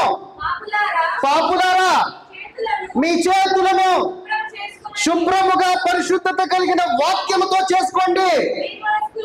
దీన మనస్కులారా మీ హృదయములను పరిశుద్ధపరచుకునుడి, పరిశుద్ధపరచుకునుడి. మీ చేతులు అపవిత్రమైన చేతులను వాక్యం అనే ఉదక స్నానము చేయించి యథార్థమైన చేతులుగా మార్చుకునుడి. దేవుని యొక్క పరిశుద్ధ స్థలములోకి రండి అని దేవుని యొక్క లేఖనం సెలవిస్తున్నది. ఈరోజు ఎంతోమంది ప్రేమగా జీవిస్తారు? ఈ రోజు నుంచి మీ భార్యలు ప్రేమిస్తారా? భార్యలు మీ భర్తలు ప్రేమిస్తారా? భర్తలను ప్రేమించండి, భర్తలు భార్యలను ప్రేమించండి. ప్రేమ కలిగి మనమందరము దేవుని ఏకాత్మ శరీరము కలిగి జీవించాలి. మనమందరం ఆయన అవయవమై ఉన్నాము, మనమందరము ఆయన శరీరమై ఉన్నాము. ఆయన శరీరంలో కళంకము లేదు, ఆయన శరీరంలో మడత లేదు, ఆయన శరీరంలో పాపము లేదు, ఆయన శరీరంలో కోపము లేదు, ఆయన శరీరంలో పాపము లేదు. ఆయన శరీరముగా నువ్వు ధరించుకున్నావు కాబట్టి ఆయన ప్రేమై ఉన్నాడు, దీన మనస్సై ఉన్నాడు, జాలి కలిగి ఉన్నాడు, ఆశా నిగ్రహం కలిగి ఉన్నాడు, మంచివాడే ఉన్నాడు, దీవించువాడే ఉన్నాడు. ఆ ఫలాలన్నీ నీలో కనపడాలి. నా సహోదరి, నా సహోదరుడా, లేచి చిన్న ప్రార్థన చేసుకుని క్లోజ్ చేద్దాం. ఈరోజు వాక్యం అర్థమైందా మీకు? వాక్యం బాగుందా? అర్థమవుతుందా? విన్న వాక్యాన్ని మీరు ఇంటికి వెళ్ళిన తర్వాత పరీక్షించుకోవాలి. నేను ఇంకా ఎక్కడ వెనకబడి ఉన్నాను దేవుని యొక్క వాక్యంలో, దేవుని యొక్క రక్షణలో ఇంకెక్కడ ఉన్నానని మిమ్మల్ని మీరు పరీక్షించుకుంటూ మిమ్మల్ని మీరు సరి చేసుకోవాలి. ఓకేనా? వెళ్ళాలి. ఈ వాక్యము ద్వారా మీలో దేవుని యొక్క ప్రేమ అనేది రావాలి. ఈరోజు వాక్యము ద్వారా మీ జీవితంలో దేవుని యొక్క ఫలాలు అనేది రావాలి. మీ జీవితంలోకి ఎటువంటి గుంట నక్కలు అనేది రాకూడదు. కొద్దిపాటి సమయంలో నాయనా ఇదిగో తండ్రి, గుంట నక్కల ద్వారా నా జీవితాన్ని నేను పాడు చేసుకోకూడదు నాయన. కలిగి నా భర్తను ప్రేమిస్తాను, భర్త ప్రేమ కలిగిన భార్యను ప్రేమిస్తాను. మా ఇద్దరి మధ్య ఎటువంటి ఎడబాటు రాయకూడదు నాయన. మా మధ్యలోకి ఏ అపవాదం అనేది ప్రవేశించకూడదు నాయన. ఇదిగో తండ్రి, నా భర్తకి నేను లోబడి ఉంటే నువ్వు పిల్లలు ఇస్తాను నా పెద్ద నాయన. ఈ రోజు నుంచి తీర్మానం చేసుకుంటున్నాను, నా భర్తకు లోబడి ఉంటాను నాయన. నాకు పిల్లలు కలిగించే, నాకు పిల్లలు ఇచ్చి ఉన్నట్లయితే నా పిల్లలు దీవించు నాయన. దీర్ఘాయుష్యమంతులుగా నా కుటుంబం ఉండు నాయన. నా కుటుంబంలో ఆరోగ్యం ఉండాలి నాయన, అనారోగ్యం ఉండకూడదు నాయన. నా కుటుంబంలో సమృద్ధి ఉండాలి నాయన. నా కుటుంబంలో బాధ కష్ట చింత ఏది ఉండకూడదు నాయన. ఏ గంటలతో కూడా నాయన నా ఇంటిలోకి ప్రవేశించకూడదు నాయన. ఏ దురాత్మ నా ఇంట్లో ప్రవేశించకూడదు నాయన. నా పైన నీ కాపుదల ఉంచు నాయన. నా కుటుంబం పైన నీ దీవెన ఉంచు నాయన. నా కుటుంబం పైన నీ వెలుగులు ఉంచు నాయన. మా కుటుంబ మార్గాలన్నిటికీ సరళం చేయి ప్రభువా. యేసయ్యా నీకు వందనాలయ్యా. ఈ రోజు నీ వాక్యాలు తెలుసుకున్నానయ్యా, వాక్యముల మర్మమును తెలుసుకున్నానయ్యా. నీ నుండి పొందుకోవాల్సిన ఫలాన్ని ఎలా పొందుకోలేకపోతున్నానో నాకు అర్థమైందయ్యా. ఈ రోజు నేను తీర్మానం చేసుకుంటున్నాను, ఈ రోజు తీర్మానం చేసుకుంటున్నాను యేసయ్యా. నిన్ను వలె నాయన నీ ప్రేమను పొందుకుని జీవిస్తానయ్యా. నీ ప్రేమలో నేను ఉంటానయ్యా. ప్రేమతో ఎదుటి వాడిని ప్రేమిస్తానయ్యా. మా కుటుంబాన్ని ప్రేమిస్తానయ్యా. మా పిల్లల్ని ప్రేమిస్తానయ్యా. నా సంఘాన్ని ప్రేమిస్తానయ్యా. నా ఊరిని ప్రేమిస్తానయ్యా. మా చుట్టూ ఉన్న ప్రాంతాలను ప్రేమిస్తానయ్యా. నా బంధువులను ప్రేమిస్తానయ్యా. నన్ను నాయన హింసించే వాళ్ళని ప్రేమిస్తానయ్యా. నా శత్రువులను ప్రేమిస్తానయ్యా. నాయన మా ఊరిలో ఉన్న మా గ్రామ ప్రజలందరినీ ప్రేమిస్తానయ్యా. నాయనా నీకు వందనాలయ్యా. నీ ప్రేమ కలిగేది ఉంటాను ప్రభువా. నాయనా నీ ఫలాన్ని నాలో జీవింపచే ప్రభువా. నాయనా నాలో జీవించువాడు నేను కానవాడు. నాయన ఎక్కడైనా జీవించువాడు నీవై ఉన్నావు ప్రభువా. నీ ప్రేమ కలిగి నాయన నీ వాక్యాన్ని ధరించుకుని నీ యొక్క ఇమేజ్ గా నేను జీవిస్తాను ప్రభువా. నీకు వందనాలయ్యా. నాయన ఇదిగో చుట్టూ ఇక్కడ ఎవరైతే పొరవిడుస్తున్నారో నాయన ఏ హృదయంలో ఏ బాధ అయితే ఉందో, ఏ హృదయంలో ఏ కష్టం అయితే ఉందో ఆ హృదయాన్ని పరిశోధించేవాడు ఉన్నావు ప్రభువా. నేను వారి ప్రార్థన ఆలోచించు నాయన. వారి ప్రార్థనని నాయన వారు మొరవిడిచిన ప్రార్థనను ఆలోచించు యేసయ్యా. నీకు వందనాలు ప్రభువా. నాయన ఇదిగో తండ్రి నేను కూడా వచ్చిన బిడ్డలు దీవించు నాయన. ఇదిగో తండ్రి నాయన బ్రదర్ రవిని నాయన వచ్చే వారిని సంఘానికి నడిపించేస్తున్నాము తండ్రి. ఆయన సహోదరి కుటుంబంలో ఆయన ప్రేమ కలిగి సాక్ష్యం చెప్పేంతగా ఆ కుటుంబాన్ని దీవించు నాయన. సంఘమంతా ఎంతమంది ప్రార్థన చేస్తే ఈ రోజున ఈ రవి గురించి చేసిన ప్రార్థన ఆ కుటుంబంలో ఆ యొక్క కుమారుడు హృదయంలో పెట్టాలి. మారు మనసు పొందాలి తండ్రి. కొత్త హృదయంలో ఆ ప్రార్థన ఖండించి ఆయన తండ్రి నీకు వందనాలు. ఇంకా ఎవరైతే ఇలాంటి బాధలో ఉన్నారు, ఇంకా ఎవరైతే ఇలాంటి మనసు కలిగి ఇలాంటి యొక్క స్వభావం కలిగి ఉన్నారో వాళ్ళందరినీ యేసు నామములో విడిపించండి నాయన. వచ్చిన వారందరినీ దీవించండి నాయన. ఆశీర్వదించండి, బలపరచండి ప్రభువా. తండ్రి ఆయన విశ్వాసం దీవించు, వారి సతీమణిని దీవించు, వారి కుమార్తెను దీవించు. నీ నిమిత్తమై నీ సేవ నిమిత్తమై ఇక్కడ నిలబడ్డారు ప్రభువా. ఆయన ఇంకా బహుగా ఆయన వాళ్ళు వాడబడలాగా నీ సేవ కొరకే నీ నిమిత్తమై ఇంకా అనేకమైన ఆత్మీయులు ఇక్కడ కొనబడి కూడా అవుతున్నాయి. కృపని దాయిచ్చే మహించేశ్వరం దీవించు నాయన. తండ్రి ఇదిగో ప్రభువా నీ సేవ నిమిత్తమై పట్టుదల సిద్ధమైన ఆ యొక్క ఏదైతే నాయన ఇల్లు అలాగే ప్రభువా ఆ చర్చి కడుతున్నాడు దీవించి వేస్తున్నాము తండ్రి. సహాయం దయచేయాలన్న ప్రతి ఒక్క విశ్వాసంలో హృదయంలో మొట్టు తండ్రి అని వారి బాధ్యతలు దీవించు. ఎంతగానో వారం మాసం వస్తున్నారు ప్రభువా. వారి సేవలు మొట్టుతండి వాళ్ళు బరువుగా ప్రత్యేకంగా గొప్పగా తండ్రి వాళ్ళు ఎంతలో అక్కడ వారి స్వార్థం ప్రకటించడానికి కూడా మన సహాయం దయచేయండి. ఆయన ఇక్కడ ఉన్న విశ్వాసులు ప్రతి కుటుంబాన్ని దర్శించిన ఆయన ప్రతి కుటుంబానికి ఆరోగ్యం దయచేయి, ప్రతి కుటుంబానికి ఆశీర్వాదం దయచేయి, ప్రతి కుటుంబానికి సమృద్ధిని దయచేయి ప్రభువానికి వందనాలు తండ్రి. ప్రతి కుటుంబంలోని కృపలంతటి కృప ఉండడానికి చేస్తున్నాము ప్రభువా. నిబిడమైన మంత్రము ఆయన శాంతితో సమాధానంతో సంతోషంతో జీవించలాగా కృపను సహాయం దయచేయమని నడిపించు. ఈ రోజు ఇచ్చిన వాక్యము ఈ యొక్క హృదయంలో హృదయం అనే నాటబడి ఒక మంచి పంట పోయిలాగా కృపను సహాయం దయచేద్దాం. నీకే మహిమ, నీకే ఘనత, స్తుతులు చెల్లిస్తూ నజరేయుడైన యేసు క్రీస్తు నామములో పెట్టి ప్రార్థన అంతటి అడిగి వేడుకుంటున్నాము తండ్రి. ఆమేన్. గట్టిగా చప్పట్లు మరోసారి దేవుడు వర్తమానంగా మాట్లాడండి.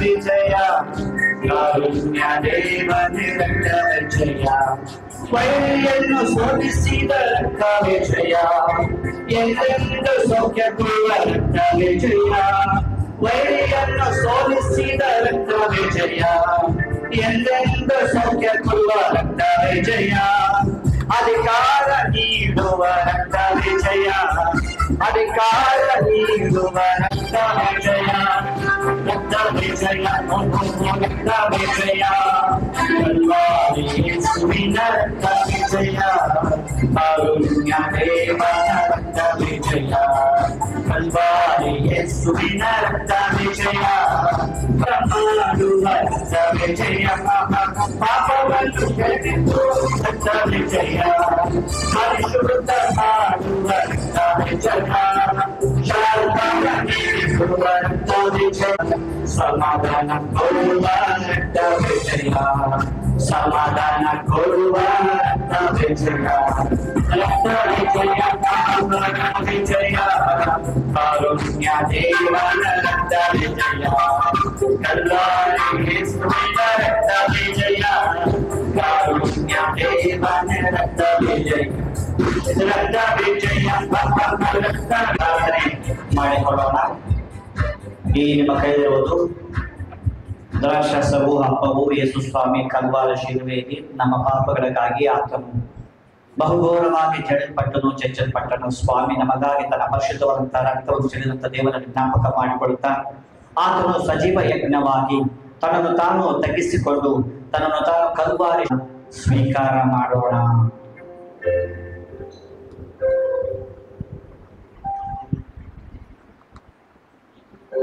ನಾವು ನಿಮ್ಮ ಮೇಜಿನಲ್ಲಿ ಭಾಗಿಗಳಾಗುವ ಹಾಗೆ ಮಾಡಿದ ಕೃಪೆಗಾಗಿ ಸ್ತೋತ್ರ.